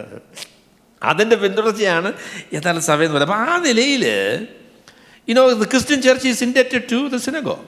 അപ്പോൾ സിനഗോഗ് എന്ന് പറയുന്ന പരിപാടിയുമായിട്ട് ക്രിസ്തീയ വിശ്വാസത്തിന് ഒരു കടപ്പാടുണ്ട് എന്ന് നമുക്ക് പറയാനായിട്ട് സാധിക്കും. അപ്പോൾ അതാണ് ഇതിൻ്റെ ഒരു മുഖപുരയായിട്ട് ഞാൻ പറഞ്ഞത്. അപ്പോൾ രണ്ട് കാര്യം ഞാൻ പറഞ്ഞു. ബർന്നബാസും സ്ഥാനം മാറ്റം, പിന്നെ മർക്കോസ് വിട്ടുപോയത്, പിന്നീട് ഇവർ അന്ത്യോക്കിലുള്ളതായിരിക്കുന്ന ഈ സിനഗോഗിൽ വന്നത്, അതാണ് നമ്മൾ പറഞ്ഞത്. ശരി, ഈ സിനഗോഗിൽ വന്നതിന് ശേഷം അവർ ഈ കാര്യം കൂടെ പറയണമല്ലോ. അപ്പോൾ അവിടെ ചെയ്തിരുന്ന പ്രധാനപ്പെട്ട കാര്യം എന്ന് പറയുന്നത്, അവർ പാട്ടൊക്കെ പാടിയിരുന്നു കേട്ടോ. എന്ത് പാട്ടാണ് പാടിയെന്ന് നമുക്കറിയത്തില്ല, പാട്ടുകൾ പാടിയിരുന്നു. അതിന് പ്രധാനമായിട്ടുള്ള കാര്യം എന്ന് പറയുന്നത്, പഴയ നിയമത്തിൽ നിന്ന് ന്യായപ്രമാണ പുസ്തകങ്ങളിൽ നിന്ന് 5 പുസ്തകങ്ങളാണല്ലോ മോശയുടെ ന്യായപ്രമാണ പുസ്തകം, പെന്ററ്റ്യൂക്ക്, ടോറ എന്നാണ് വിളിച്ചിരുന്നത്. അതിൽ നിന്നൊരു ഭാഗം വായിക്കും. അതുപോലെ തന്നെ പ്രവാചകന്മാരുടെ പുസ്തകത്തിൽ നിന്ന് ഒരു ഭാഗം വായിക്കും. അങ്ങനെ 2 ഭാഗം വായിക്കുക എന്ന ഒരു രീതി അവർക്കുണ്ടായിരുന്നു. അത് ആദിമസഭയിലും പിന്നെ അവർ തുടർന്നു എന്ന് നമുക്ക് കരുതാൻ ന്യായമുണ്ട്. അങ്ങനെ ഉള്ള പ്രസ്താവനകൾ നമ്മൾ കാണുന്നില്ല എന്ന് അതിനെക്കുറിച്ച് പറയാൻ സാധിക്കുകയുള്ളൂ. ഏതായാലും ശരി, ന്യായപ്രമാണവും പ്രവാചകങ്ങളും വായിച്ചു തീർന്നപ്പോൾ അപ്പോൾ 2 വായനയുണ്ട്. ന്യായപ്രമാണത്തിൽ നിന്ന് ടോറ എന്ന് പറയുന്ന ആദ്യത്തെ 5 പുസ്തകത്തിൽ നിന്ന് വായിക്കും. അതിനുശേഷം പ്രവാചക പുസ്തകങ്ങളിൽ നിന്ന് വായിക്കും. സങ്കീർത്തനങ്ങൾ ഒരു പക്ഷേ അവർ പാട്ടിൻ്റെ ഭാഗമായി അവർ ഉപയോഗിച്ചാണ്. അത് കഴിഞ്ഞതിന് ശേഷമാണ് പ്രസംഗിക്കാൻ കഴിവുള്ള വല്ലവരും ഉണ്ടെങ്കിൽ ഈ വായിച്ച ഭാഗത്തെക്കുറിച്ച് അല്ലെങ്കിൽ ബൈബിളിനെ വിശദീകരിക്കാനായിട്ട് കഴിവുള്ള ആളുകളുണ്ട് എങ്കിൽ അതിനുശേഷം ഒരു പ്രസംഗം ഉണ്ടാവും. ആളുകളില്ലെങ്കിൽ അവർ സ്തോത്രം പറഞ്ഞേച്ച് അവർ പോവുകയും ചെയ്യും. അങ്ങനെയാണ് അവരുടെ രീതി എന്ന് പറയുന്നത്. അപ്പോൾ അത് കഴിഞ്ഞപ്പോഴാണ് ബർന്നബാസിൻ്റെയും പൗലോസിൻ്റെയും അടുക്കൽ ആളെ അയച്ചിട്ട്, സഹോദരന്മാരെ, നിങ്ങൾക്ക് വല്ലതും പറയുവാൻ, പ്രബോധനം വല്ലതുമുണ്ടെങ്കിൽ പറവീൻ എന്ന് പറയിച്ചു. അപ്പോൾ ആ സമയത്താണ്. അപ്പോൾ അതിന് ഒരു വ്യത്യാസം കൂടെ ഉണ്ട് കേട്ടോ. അതെന്താണെന്ന് ചോദിച്ചാൽ, ഈ പാലസ്തീനിയൻ സിനഗോഗ്, യഹൂദന്മാരുടെ മധ്യത്തിലുള്ളതായിരിക്കുന്ന സിനഗോഗുകളുടെ ഒരു രീതി അനുസരിച്ച്, അപ്പോൾ ഈ 2 കാര്യത്തിലുള്ള കമ്പാരിസനാണ്, അങ്ങനെ തന്നെയാണോ എന്ന് പറയാൻ പറ്റില്ലെങ്കിലും ഒരു വ്യത്യാസം എന്ന് പറയുന്നത്, യഹൂദന്മാരുടെ സിനഗോഗുകൾ അല്ലെങ്കിൽ പാലസ്തീനിലുണ്ടായിരുന്ന സിനഗോഗുകളിൽ ബൈബിള് എഴുന്നേറ്റ് നിന്ന് വായിക്കും, പ്രസംഗിക്കാൻ സമയത്തിരിക്കും. അതാണ് അവരുടെ ഒരു രീതി എന്ന് പറയുന്നത്. കർത്താവ് യെശയ്യാ പ്രവചനത്തിൽ നിന്ന് വായിച്ചതിന് ശേഷം എന്ത് ചെയ്തു? താൻ ഇരുന്നു പിന്നെ പ്രസംഗിക്കാൻ തുടങ്ങിയെന്നാണ്. എന്നാൽ ഇവിടെ ഇവരെ വായിക്കുന്നതും പ്രസംഗിക്കുന്നതും എഴുന്നേറ്റ് നിന്നാണ്. അപ്പം അങ്ങനെ ഒരു വ്യത്യാസമുണ്ട് എന്ന് ചിലർ അതിനെക്കുറിച്ച് പറഞ്ഞിട്ടുണ്ട്. ഏതായാലും ശരി, പൗലോസ് പ്രസംഗം തുടങ്ങി. അപ്പോൾ അതാണ് നമ്മളുടെ വിഷയം. അപ്പോൾ ഈ മുഖവുരയ്ക്ക് അരമണിക്കൂർ ആയതുകൊണ്ട് പ്രസംഗം നിങ്ങൾക്ക് അരമണിക്കൂർ നേരമേ ഉണ്ടാവുകയുള്ളൂ. അപ്പം എൻ്റെ പ്രസംഗം ദീർഘിച്ചു പോയി എന്നൊന്നും പറയരുത്, അരമണിക്കൂറത്തെ പ്രസംഗമേ ഉള്ളൂ. ശരി, അപ്പം പൗലോസ് പറഞ്ഞ സുവിശേഷം എന്താണ് എന്നതാണ് എൻ്റെ വിഷയം. പൗലോസ് പ്രസംഗിച്ചതായ സുവിശേഷം എന്താണ്? പൗലോസ് പ്രസംഗിച്ചതായിരിക്കുന്ന സുവിശേഷത്തിൻ്റെ 2 ഭാഗങ്ങളുണ്ട്. പൗലോസ് പ്രസംഗിച്ചതായിരിക്കുന്ന സുവിശേഷത്തിൻ്റെ 2 ഭാഗമുണ്ട്. അത് ദൈവം ഇസ്രയേലിൽ എങ്ങനെ സുവിശേഷം ഒരുക്കി, ഇസ്രയേൽ എന്ന് പറയുന്ന രാജ്യത്തിലൂടെ ദൈവം എങ്ങനെയാണ് സുവിശേഷത്തെ ഒരുക്കിയത്, സുവിശേഷം യാഥാർത്ഥ്യമാകുന്നതിന് വേണ്ടി ദൈവം എങ്ങനെയാണ് ഇസ്രയേൽ എന്ന് പറയുന്ന രാജ്യത്തിലൂടെ പ്രവർത്തിച്ചത് എന്നതാണ് ആദ്യ ഭാഗം. രണ്ടാമത്, ഈ സുവിശേഷം എങ്ങനെ കർത്താവായ യേശു ക്രിസ്തുവിൽ കൂടെ ദൈവം പൂർത്തീകരിച്ചു എന്നുള്ളതാണ് രണ്ടാമത്തെ ഭാഗം എന്ന് പറയുന്നതാണ്. So he has got 2 points, 2 പോയിൻ്റാണ്. അപ്പോൾ അതിനെക്കുറിച്ച് പറയും, the history of salvation as preparation in the history of Israel. History of salvation as preparation through the history of Israel. അതാണ് ഒന്നാമത്തെ ഭാഗം. രണ്ടാമത്, how the gospel, how salvation is accomplished through the history of the Lord Jesus Christ. കർത്താവായ യേശു ക്രിസ്തുവിൻ്റെ ചരിത്രത്തിലൂടെ എങ്ങനെയാണ് ഈ സുവിശേഷം പൂർത്തീകരിച്ചത് എന്നതിനെക്കുറിച്ചാണ് 2ാം ഭാഗത്ത് അപ്പോസ്തലനായ പൗലോസ് പറയുന്നത്. അപ്പോൾ ആദ്യ ഭാഗമാണ് ഞാൻ പറയാൻ പോകുന്നത് ഇന്ന്. എങ്ങനെയാണ് ദൈവം ഇസ്രയേൽ എന്ന് പറയുന്ന രാജ്യത്തിലൂടെ സുവിശേഷത്തിനുള്ള ഒരുക്കം നടത്തിയത്, സുവിശേഷം എങ്ങനെയാണ് ദൈവം ഇസ്രയേൽ എന്ന് പറയുന്ന രാജ്യത്തിലൂടെ ക്രമീകരിച്ചത് എന്നതിനെക്കുറിച്ചാണ് ആദ്യമേ പൗലോസ് നമ്മളോട് പറയുന്നത്. How God prepared the way, how God prepared for the establishment of the gospel through the nation of Israel. അല്ലെങ്കിൽ ഈ ഒരു പ്രസ്താവന ഞാൻ പറയാം. അതെന്താണെന്ന് ചോദിച്ചാൽ, ദൈവത്തിൻ്റെ രക്ഷയുടെ ചരിത്രം, അതിൻ്റെ തയ്യാറെടുപ്പ് എന്നുള്ള നിലയിൽ ഇസ്രായേലിൻ്റെ ചരിത്രമാണ്. അല്ല, രക്ഷയുടെ ഒരുക്കം എന്ന് പറയുന്നത്, രക്ഷയുടെ ഒരുക്കത്തിൻ്റെ ചരിത്രം അത് ഇസ്രായേലിൻ്റെ ചരിത്രമാണ്. അപ്പോൾ ഇസ്രായേൽ എന്ന് പറയുന്ന രാജ്യത്തെ നമുക്ക് മാറ്റി നിർത്തി രക്ഷയെക്കുറിച്ച് സംസാരിക്കാനായിട്ട് സാധിക്കില്ല. ഇന്നത്തെ ഇസ്രായേലിനെ കുറിച്ചാണ് നമ്മൾ പറയുന്നത്. എങ്ങനെയാണ് ദൈവം ഇസ്രായേൽ എന്ന് പറയുന്ന രാജ്യത്തെ രക്ഷ ഒരുക്കുന്നതിന് വേണ്ടി ദൈവം തിരഞ്ഞെടുത്ത് അവരെ എങ്ങനെയാണ് നിലനിർത്തിയത് എന്നതിനെക്കുറിച്ചാണ് അപ്പോസ്തലനായ പൗലോസ് പറയുന്നത്. ശരി, അപ്പോൾ അതിനെക്കുറിച്ച്, ഇസ്രായേലിൻ്റെ ചരിത്രത്തെക്കുറിച്ച്, അല്ലെങ്കിൽ ദൈവം എങ്ങനെയാണ്, history of salvation in its preparation, അതിൻ്റെ തയ്യാറെടുപ്പിൽ ദൈവം എങ്ങനെയാണ് പ്രവർത്തിച്ചത് എന്നതിനെക്കുറിച്ച് പറയുമ്പോൾ ആദ്യമായിട്ട് അപ്പോസ്തലനായ പൗലോസ് പറയുന്നത്, ഇസ്രായേൽ ജനത്തിൻ്റെ ദൈവം നമ്മുടെ പിതാക്കന്മാരെ തിരഞ്ഞെടുത്തു. ഇസ്രായേൽ ജനത്തിൻ്റെ ദൈവം നമ്മുടെ പിതാക്കന്മാരെ തിരഞ്ഞെടുത്തു. അപ്പോൾ ദൈവം രക്ഷയുടെ ക്രമീകരണം ഉണ്ടാക്കുമ്പോൾ, അപ്പോൾ അതിനെക്കുറിച്ച് ഒരു കാര്യം കൂടെ പറയണം. ഇസ്രായേൽ എന്ന് പറയുന്ന രാജ്യത്തിൽ ദൈവം ചെയ്ത കാര്യം, രക്ഷയുടെ ക്രമീകരണം is the preparation for the gospel. എങ്ങനെയാണ് രക്ഷ ഈ ലോകത്തിൽ സാധിച്ചെടുത്തത് എന്നുള്ളതിൻ്റെ പ്രിപ്പറേഷനാണ് എന്നുള്ളത് ശരിയായിരിക്കുന്ന പോലെ തന്നെ അതിൻ്റെ ഒരു ഇല്ലസ്ട്രേഷനും കൂടെയാണ്. It is not only the preparation but it's also an illustration. ദൈവം എങ്ങനെയാണ് രക്ഷിക്കുന്നത് എന്നുള്ളതിൻ്റെ ചിത്രം, എന്നുള്ളതിൻ്റെ ഉദാഹരണം. ഇസ്രായേൽ എന്ന് പറയുന്ന രാജ്യവുമായുള്ള ദൈവത്തിൻ്റെ ബന്ധം, അവരുടെ തെരഞ്ഞെടുപ്പ്, അവരുടെ വീണ്ടെടുപ്പ്, അവരുടെ സംരക്ഷണം എന്നതിലൂടെ ദൈവം വ്യക്തമാക്കിയിട്ടുണ്ട്. So look at the nation of Israel in the old testament. പഴയ നിയമത്തിൽ ഇസ്രായേലിനുള്ള ദൈവത്തിൻ്റെ ബന്ധം നിങ്ങൾ മനസ്സിലാക്കിയാൽ ദൈവം എങ്ങനെയാണ് അതിൻ്റെ പൂർത്തീകരണം വരുത്തുന്നത് എന്നും എങ്ങനെയാണ് ദൈവം മനുഷ്യരോട് ഇടപെടുന്നത് എന്നും നമുക്ക് തിരിച്ചറിയാനായിട്ട് സാധിക്കും. അപ്പോൾ അതിനെക്കുറിച്ച്, ദൈവത്തിൻ്റെ തെരഞ്ഞെടുപ്പിനെ കുറിച്ച് പറയുമ്പോൾ നമുക്ക് പറയാൻ പറ്റുന്ന കാര്യം, രക്ഷാപരിപാടി എന്ന് പറയുന്നത് പൂർണ്ണമായും ദൈവത്തിൻ്റെ പ്രവൃത്തിയാണ്. Gospel, salvation is God's work. ദൈവമാണ് രക്ഷ ഒരുക്കുന്നത്. മനുഷ്യർക്ക് രക്ഷയ്ക്ക് വേണ്ടി ഒന്നും ചെയ്യാനായിട്ട് സാധിക്കില്ല. ദൈവമാണ്. Salvation is God salvation. രക്ഷയെന്ന് പറയുന്നത് ദൈവം ഒരുക്കുന്ന രക്ഷയാണ്. രക്ഷിക്കുവാൻ, മനുഷ്യനെ രക്ഷിക്കുവാൻ ദൈവത്തിനല്ലാതെ മറ്റാർക്കും കഴിയുകയില്ല. നിങ്ങൾക്കത് മനസ്സിലായാൽ നിങ്ങൾ രക്ഷപ്പെട്ടു കിട്ടും. നമ്മളെ രക്ഷിക്കാനായിട്ട് ദൈവത്തിന് മാത്രമേ സാധിക്കുകയുള്ളൂ. നമ്മൾ ചെയ്യുന്നത് ഒരു കാര്യം കൊണ്ടും നമുക്ക് രക്ഷപ്പെടാൻ സാധിക്കുകയില്ല. God is our saviour. നമ്മളെ രക്ഷിക്കുന്ന കർത്താവാണ്. അപ്പം ആ രക്ഷയ്ക്ക് കാരണമായ രീതിയിൽ ദൈവം അവരെ തിരഞ്ഞെടുത്തു കിട്ടോ. അല്ലെങ്കിൽ ഞാൻ പറയാം, ഇസ്രായേലിൻ്റെ ദൈവം, ഇസ്രായേൽ പുരുഷന്മാരും ദൈവഭക്തന്മാരുമായുള്ളവരെ, അപ്പോൾ ഇസ്രായേൽ പുരുഷന്മാരെന്ന് പറയുന്നത് യഹൂദന്മാരാണ്, ദൈവഭക്തന്മാരെന്ന് പറയുന്നത് യഹൂദന്മാരല്ല. എന്നാൽ ഇസ്രായേലിൻ്റെ ദൈവത്തെ ബഹുമാനിക്കുന്ന, ഇസ്രായേൽ പറയുന്ന, ഇസ്രായേലുള്ള ആളുകൾ പറയുന്ന ദൈവത്തെക്കുറിച്ചുള്ള ആ പ്രഘോഷണം സ്വീകരിച്ച, ദൈവത്തെ ഭയപ്പെടുന്ന ആളുകളാണ് ഈ ദൈവഭക്തന്മാരായിരിക്കുന്ന ആളുകൾ. അവരോട് പറയുന്നത്, ഇസ്രായേൽ ജനത്തിൻ്റെ ദൈവം നമ്മുടെ പിതാക്കന്മാരെ തിരഞ്ഞെടുത്തു. അപ്പോൾ ഇസ്രായേലിൻ്റെ ദൈവമെന്ന് പറയാനും ഇസ്രായേൽ ദൈവത്തിൻ്റെ ജനമെന്ന് തങ്ങളെക്കുറിച്ച് തന്നെ പറയാനും കഴിഞ്ഞതിൻ്റെ കാരണം എന്താണെന്ന് ചോദിച്ചാൽ, ദൈവം തിരഞ്ഞെടുത്തത് കൊണ്ടാണ്. അപ്പോൾ അത് ഞാൻ പുതിയ നിയമത്തിൻ്റെ ഭാഷയിൽ പറയാം. ദൈവത്തെ എൻ്റെ ദൈവമെന്ന് വിളിക്കുവാൻ, ദൈവം എനിക്ക് പിതാവാണ് എന്ന് പറയുവാൻ കഴിയുന്നതിൻ്റെ കാരണം ദൈവം നമ്മളെ തിരഞ്ഞെടുത്തു എന്നുള്ളത് കൊണ്ടാണ്. ദൈവത്തിൻ്റെ തിരഞ്ഞെടുപ്പ് കൂടാതെ ദൈവത്തിൻ്റെ അടുക്കലേക്ക് വരുവാൻ, ദൈവിക പദ്ധതികൾ ഉൾപ്പെടുവാൻ നമുക്ക് സാധിക്കില്ല. ചിലർക്ക് ഈ തിരഞ്ഞെടുപ്പ് എന്ന് പറയുന്ന കാര്യം ഭയങ്കര ബുദ്ധിമുട്ടാകും. നമ്മുടെ ചില സഹോദരന്മാരും ഉണ്ട്, അവർക്ക് ഇലക്ഷൻ എന്ന് പറയുമ്പോഴത്തേക്ക്, പ്രീ ഡെസ്റ്റിനേഷൻ ഇലക്ഷൻ എന്നൊക്കെ പറയുന്നത് ഭയങ്കര പ്രയാസമാണ്. എനിക്കും പ്രയാസമാണ് കേട്ടോ.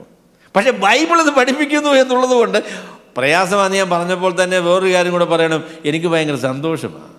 അതായത് ദൈവം നമ്മെ തിരഞ്ഞെടുത്തു. ദൈവം നമ്മളോട് കരുണ കാണിക്കാനായിട്ട് തീരുമാനിച്ചു. ദൈവം സ്നേഹിക്കാനായിട്ട് തീരുമാനിച്ചു. There is a statement by a Puritan. 18-ാം നൂറ്റാണ്ടിൽ ജീവിച്ചിരുന്ന ഒരാൾ പറഞ്ഞത്, ദൈവം എന്തുകൊണ്ടാണ് നമ്മളെ സ്നേഹിക്കാൻ തീരുമാനിച്ചത്? എന്താ അങ്ങനെ സ്നേഹിച്ചത്?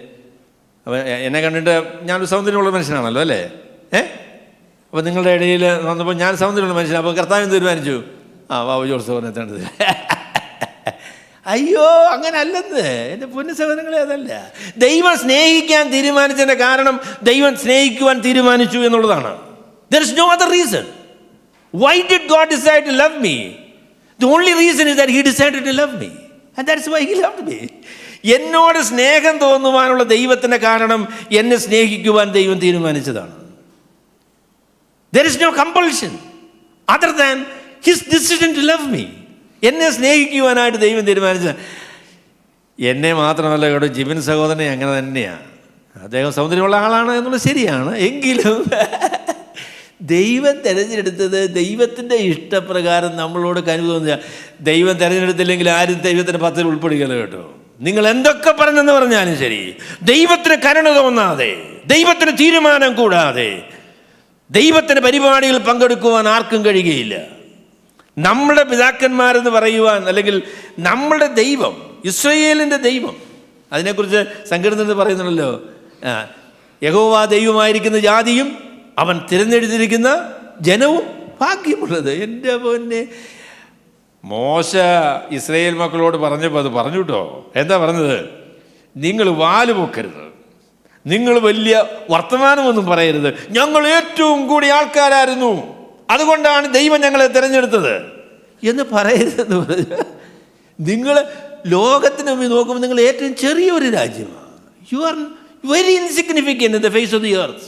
എന്നാൽ ദൈവത്തിന് നിങ്ങളുടെ പിതാക്കന്മാരോട് കരുണ തോന്നി, അവരെ തിരഞ്ഞെടുക്കാനായിട്ട് ദൈവം തീരുമാനിച്ചു. അബ്രഹാമിനെ വിളിച്ചു. അത് ദൈവത്തിൻ്റെ തീരുമാനമാണ്. എൻ്റെ പൊന്ന സഹോദരങ്ങളെ, നമ്മൾ നിത്യമായി ദൈവത്തിന് സ്തോത്രം പറയുവാൻ കടപ്പെട്ടവരാണ്. കാരണം ദൈവത്തിൻ്റെ പരിപാടി ഞാൻ ഉൾപ്പെട്ടിരിക്കുന്നു എന്ന് നിങ്ങൾക്ക് ഉറപ്പുണ്ടെങ്കിൽ, ദൈവം നിങ്ങളെ തിരഞ്ഞെടുത്തതുകൊണ്ടും ദൈവം നിങ്ങളോട് കരുണ കാണിക്കുവാൻ തീരുമാനിച്ചതുകൊണ്ടുമാണ് അങ്ങനെ സംഭവിച്ചത്. അതാണ് ദൈവത്തിൻ്റെ വചനം പറയുന്നത്. നമ്മുടെ പിതാക്കന്മാരെ തിരഞ്ഞെടുത്തു. പിന്നെ പറഞ്ഞു, ദൈവം തിരഞ്ഞെടുത്ത ആളുകളെ ദൈവം സംരക്ഷിച്ചു കേട്ടോ, വർദ്ധിപ്പിച്ചു, അനുഗ്രഹിച്ചു. എൻ്റെ പൊന്നെ, 75 പേരാണ് മിസ്രൈമിൽ നിന്ന് ചെന്നത്. ഇസ്രായേലിൽ നിന്ന് മിസ്രൈമിൽ ചെന്നയാൾ 75ആണ്. അവർ അവിടെ നിന്ന് 400 സംവത്സരം കഴിഞ്ഞ് പുറപ്പെട്ടു പോകുമ്പോൾ ഏകദേശം 35 ലക്ഷം ആൾക്കാരുണ്ട്. 35-40 ലക്ഷം പേരുണ്ട്. 75 പേരിൽ നിന്ന് 40 ലക്ഷം ആളുകളായിട്ട് ദൈവം അവരെ വർദ്ധിപ്പിച്ചു. ദൈവം നമ്മളെ അനുഗ്രഹിക്കുന്ന ദൈവമാകട്ടോ, ദൈവം നമ്മളെ വർദ്ധിപ്പിക്കുന്ന ദൈവമാണ്, ദൈവം നമ്മളെ സംരക്ഷിക്കുന്ന ദൈവമാണ്. അത് ദൈവത്തിൻ്റെ വചനത്തിൽ നമ്മൾ മനസ്സിലാക്കുന്ന കാര്യമാണ്. God is A God who will bless us because he decided to call us.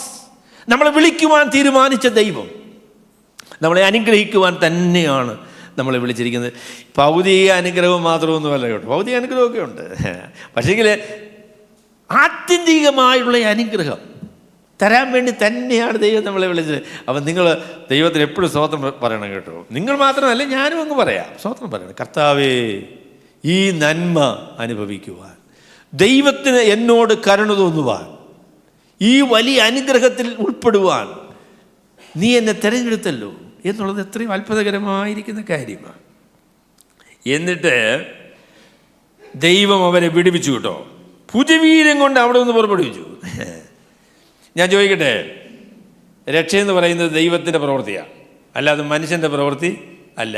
Israel മക്കൾ മിസ്രൈമിൽ നിന്ന് രക്ഷപ്പെടാനായിട്ട് അവരുടെ ഭാഗത്തുള്ള കോൺട്രിബ്യൂഷൻ എന്താ? What did the people of Israel do to escape from Egypt? എന്ത് ചെയ്തു? അവരെല്ലാം കൂടി ഫറവോനെതിരായിട്ട് ഒരു സായുധ വിപ്ലവം ഇല്ലയോ? നടക്കും.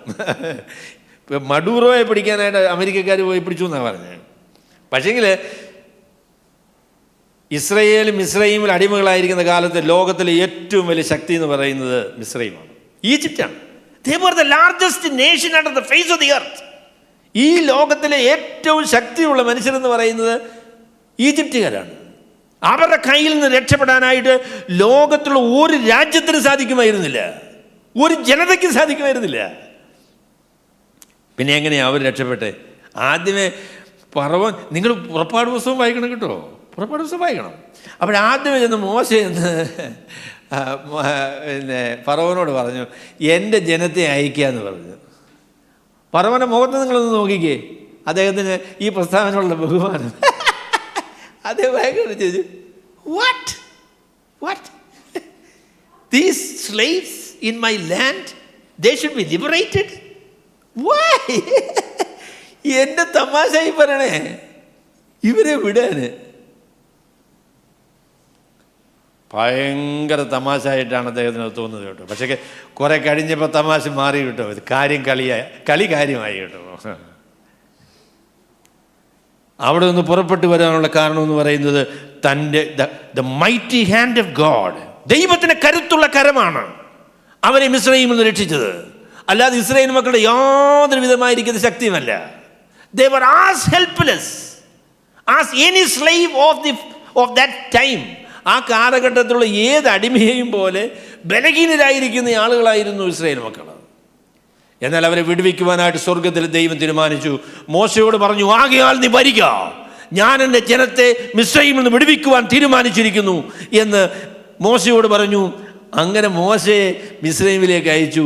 എൻ്റെ ജനത്തെ എന്നെ ആരാധിക്കാനായിട്ട് വിട്ടയക്കണം എന്ന് ഇസ്രായേലിൻ്റെ ദൈവം പറയുന്നു എന്ന് ഫറവോനോട് പറഞ്ഞു. അതിനെ പരിഹാസത്തോടെ നോക്കിയെങ്കിലും പിടിച്ചു നിൽക്കാനായിട്ട് അദ്ദേഹത്തിന് കഴിഞ്ഞില്ല. ദൈവത്തിൻ്റെ കരം മിസ്രയീമിൽ നിന്ന്, അവൻ്റെ അടിമത്വത്തിൽ നിന്ന് അവരെ വിടുവിച്ച് ചെങ്കടൽ വിഭാഗിച്ച് അവരെ വിമോചിതരാക്കി തീർത്ത ചരിത്രമാണ് ഇസ്രായേലിൻ്റെ ചരിത്രം എന്ന് പറയുന്നത്. അതൊരു ചിത്രമാണ് കേട്ടോ, അതൊരു ചരിത്രമാണ് എന്ന് മാത്രമല്ല, this also A picture of how God saves. ദൈവം എങ്ങനെ രക്ഷിക്കുന്നു എന്നുള്ളതൊരു ചിത്രമാണ് ഇസ്രായേൽ എന്ന് പറയുന്ന രാജ്യത്തിലൂടെ നമുക്ക് കാണാനായിട്ട് സാധിക്കുന്നത്. യാതൊരു പ്രതീക്ഷയ്ക്കും വകയില്ലാതെ ബന്ധനങ്ങളുടെ കെട്ടിനുള്ളിൽ അകപ്പെട്ട് രക്ഷപ്പെടുവാൻ യാതൊരു നിവൃത്തിയുമില്ലാതിരിക്കുന്ന മനുഷ്യന്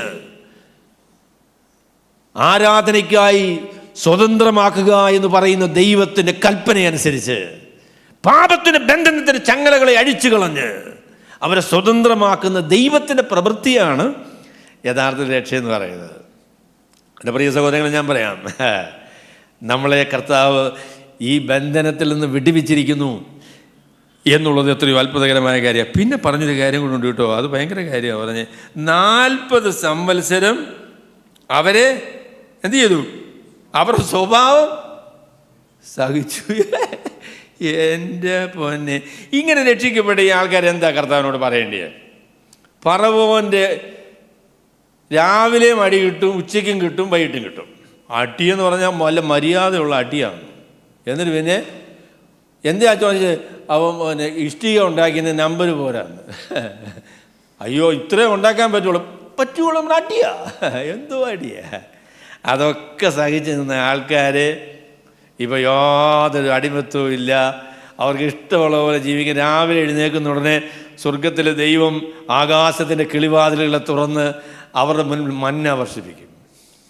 അവർക്ക് പോയി, സഹോദരിമാരായിരിക്കും പോയെന്ന് ഞാൻ വിചാരിക്കുന്നു, സഹോദരന്മാർ മടിയന്മാർ, അവർ പോകത്തില്ല അല്ലയോ. അവർ രാവിലെ എഴുന്നേറ്റ് പോയി പിറക്കി, ഒരു വീട്ടിൽ എത്ര വേണോ അത്ര കിട്ടും, അതിൽ കൂടുതൽ പറക്കാറുണ്ട്, നിൽക്കത്തുമില്ല. പറക്കി അവർ അതൊക്കെ അങ്ങോട്ട് ഉണ്ടാക്കി കഴിച്ച് അങ്ങനെ അങ്ങ് നിൽക്കുക. വൈകുന്നേരം ചൂടാന്ന് പറയുന്നുണ്ട്, എന്ത് ചെയ്യും? ഒരു മേഘം വെള്ളങ്ങ് വരും, എന്നിട്ട് ആ തണുക്കുക, എയർ കണ്ടീഷൻഡ്.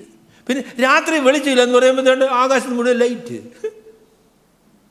ദൈവം ഇങ്ങനെ ഒരു നടത്തിക്കൊണ്ട് പോവുക. അവരെന്താ കർത്താവിനോട് പറയേണ്ടത്? കർത്താവേ, അവിടുന്ന് നൽകി വിടുതലിനായിട്ട് സ്തോത്രം, അവിടുത്തെ കരുണയ്ക്കായിട്ട് സ്തോത്രം, അന്നന്ന് ആവശ്യമുള്ള ആഹാരം തന്ന് ഞങ്ങളെ പുലർത്തുന്ന നിൻ്റെ കരുണയ്ക്കായിട്ട് നന്ദി പറയുന്നു. അവരുടെ ആലയങ്ങളിലും അവരുടെ വീടുകളിലൊക്കെയും സ്തോത്രത്തിൻ്റെയും സ്തുതികളുടെയും ശബ്ദമല്ലേ ഉയരേണ്ടത്? അല്ലെന്നേ. എന്താ അവർ പറഞ്ഞതെന്നറിയാമോ? അവർ പറഞ്ഞത്, ദൈവം ഞങ്ങളെ കൊല്ലാനായിട്ട് ഈ മരുഭൂമിയിലേക്ക് കൊണ്ടുവന്നാണ്. ഞങ്ങൾ മിസ്രൈമിലായിരുന്നപ്പോൾ ഞങ്ങൾക്ക് ചുണ്ടയ്ക്കായും വഴുതനങ്ങായും എല്ലാം ഉണ്ടായിരുന്നു, ഇപ്പോൾ എന്തോ ഉള്ളു, ഈ മന്ന മാത്രമല്ല ഉള്ളതെന്ന്. ഞങ്ങൾ മാംസക്കലങ്ങളുടെ അടുക്കലിരുന്നത് ഞങ്ങൾ ഓർക്കുന്നു.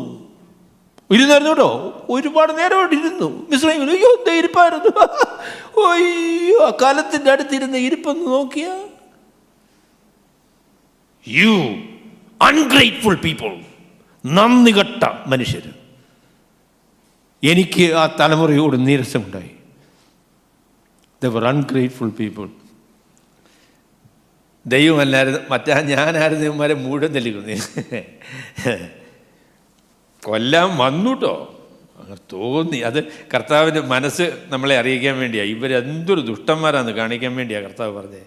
നീ എന്നെ വിടാൻ പറഞ്ഞു, ഞാനിവനെ കൊന്ന് ശരിപ്പെടുത്തി വെക്കുന്നു. എന്തോ മനുഷ്യരാ. ഇനി ഞാൻ പ്ലേറ്റ് ഒന്ന് തിരിക്കുക. നമ്മളെങ്ങനുണ്ട്? നന്ദിയുള്ള മനുഷ്യരാണോ? നമ്മളുടെ വീടുകളിൽ നിന്നും ഹൃദയങ്ങളിൽ നിന്നും നന്ദിയുടെ സ്തോത്രത്തിൻ്റെ വാക്കുകളാണോ ഉയരുന്നത്? അതോ പറയുന്നത്, ഓ ഞങ്ങൾ അവിടെ മിസ്രൈമിൽ ഇരുന്നൊക്കെ ഞങ്ങൾക്ക് അറിയാമായിരുന്നു, എന്തോ ആയിരുന്നു, അയ്യോ എന്ത് പണിയായിരുന്നു. നന്ദി കെട്ട മനുഷ്യർ. 40 സംവത്സരം അവരെ മരുഭൂമിയിൽ സഹിച്ചു. എന്നിട്ട് അവരെ കനാൻ നാട്ടിലേക്ക് കൊണ്ടുവന്നു. കനാൻ ദേശത്തിലെ 7 ജാതികളെ ഒടുക്കി അവരുടെ ദേശം അവർക്ക് അവകാശമായി കൊടുത്തു. അതിനുശേഷം അവർക്ക് ശമൂവേൽ പ്രവാചകൻ വരെ ന്യായാധിപന്മാരെ കൊടുത്തു. അനന്തരം അവർ ഒരു രാജാവിനെ ചോദിച്ചു. ദൈവം അവർക്ക് ബെന്യാമീൻ ഗോത്രക്കാരനായ കീശിൻ്റെ മകൻ ശൗലിനെ രാജാവായിട്ട് കൊടുത്തു. ആദ്യത്തെ 350 വർഷം അവർ മിസ്രൈമിൽ നിന്ന് കനാൻ നാട്ടിലേക്ക് വന്ന് 350 വർഷം, ആ കാലഘട്ടത്തെയാണ് നമ്മളെന്ന് പറയുന്നത് ന്യായാധിപന്മാരുടെ കാലം എന്ന് പറയുന്നത്. ജോസഫ് സഹോദരനോടും ചോദിക്കാം, ജോസഫ് സഹോദരൻ ഉറക്കമാണ് എന്ന് ഇത്രയും ദീർഘമായ പ്രസംഗം കേൾക്കുമ്പോൾ ഉറങ്ങുന്നതിൽ അതിശയമില്ല. അപ്പോഴേ കുഴപ്പമില്ല, ഏതായാലും അദ്ദേഹത്തിന് ശ്രദ്ധ എനിക്ക് ലഭിച്ചിരിക്കുന്നു. അപ്പോഴേ 350 വർഷം എന്ന് പറയുന്നത് ന്യായാധിപന്മാരുടെ കാലമാണ്. എൻ്റെ പൊന്നി, അതൊരു ഭയങ്കര കാലമായിരുന്നു കേട്ടോ, അതൊരു ഭയങ്കര കാലമായിരുന്നു എന്ന് പറഞ്ഞാൽ ആ കാലത്തിൻ്റെ പ്രത്യേകത എന്താണെന്ന് ചോദിച്ചാൽ, ആ കാലത്ത് രാജാക്കന്മാരുണ്ടായിരുന്നില്ല, സൈന്യം ഉണ്ടായിരുന്നില്ല, പോലീസ് ഉണ്ടായിരുന്നില്ല. ദേശത്ത് സമാധാനമായി പാർക്കുവാൻ കഴിയുന്ന ഒരു സാഹചര്യം ഉണ്ടായിരുന്നു. പോലീസും പട്ടാളവും രാജാവും ഒന്നുമില്ലാത്തൊരു കാലം. അവരോട് ചോദിക്കുക, എന്താണെന്ന് ചോദിച്ചാൽ, ഞങ്ങളെ ഭരിക്കുന്നത് ദൈവം ഡയറക്റ്റായിട്ട് ഭരിക്കുവാന്ന്. ദൈവത്തിൻ്റെ കൽപ്പനകളും ദൈവത്തിൻ്റെ നിയമങ്ങളും ദൈവത്തിൻ്റെ സംരക്ഷണവും ആ ദേശത്തുണ്ടായിരുന്നു. അവർക്ക് സമാധാനമായിട്ട് ജീവിക്കാൻ കഴിയുമായിരുന്നു. മര്യാദയ്ക്കൊന്നും ജീവിച്ചില്ല കേട്ടോ, അത് വേറെ കാര്യം. അവിടെ അവർ പറഞ്ഞു, ഞങ്ങൾക്ക് മറ്റുള്ളവരിൽ നിന്ന് വ്യത്യസ്തമായിരിക്കുന്ന രീതിയിൽ ജീവിക്കാൻ പറ്റുകയില്ല, ഞങ്ങൾക്ക് മറ്റുള്ളവരെ പോലെ ആകണമെന്ന്. അങ്ങനെ ആഗ്രഹം നമുക്കുണ്ടല്ലേ? ഇതാ തനിച്ച് പാർക്കുന്ന ഒരു ജനം, ജാതികളുടെ കൂട്ടത്തിൽ എണ്ണപ്പെടുന്നതുമില്ല. They were uniquely different. They were not like the nations of the world. പട്ടാളത്തിൽ പോകണ്ട, യുദ്ധം ചെയ്യാൻ പോകണ്ട, പോലീസ് വന്ന് തല്ലാൻ വരികയില്ല, ഒരു ബുദ്ധിമുട്ടുമില്ല. നമ്മളുടെ ജീവിതം എന്ന് പറയുന്നത് ദൈവത്തിന് മുൻപാകെ വിശ്വസ്തയോടെ ജീവിക്കണം എന്നൊരു നിർബന്ധമേ ഉള്ളൂ. മറ്റു യാതൊരു പരിപാടി, ടാക്സ് ഇല്ല, ഒരു പരിപാടിയില്ല. എന്തോ നല്ല പരിപാടിയായിരുന്നു. ആളുകൾ ദുരുപയോഗം ചെയ്തു കേട്ടോ, അത് സംശയമൊന്നുമില്ല, ദുരുപയോഗം ചെയ്തു. അപ്പോൾ പിന്നെ ഓരോ കാലത്ത് ദൈവം മറ്റ് ജാതികളൊക്കെ അയച്ച് തല്ലിപ്പിടിപ്പിച്ചൊക്കെയാണ് അവന്മാരെ അത്രയൊക്കെ കൊണ്ടുവന്നത്, അത് ശരിയാണ്.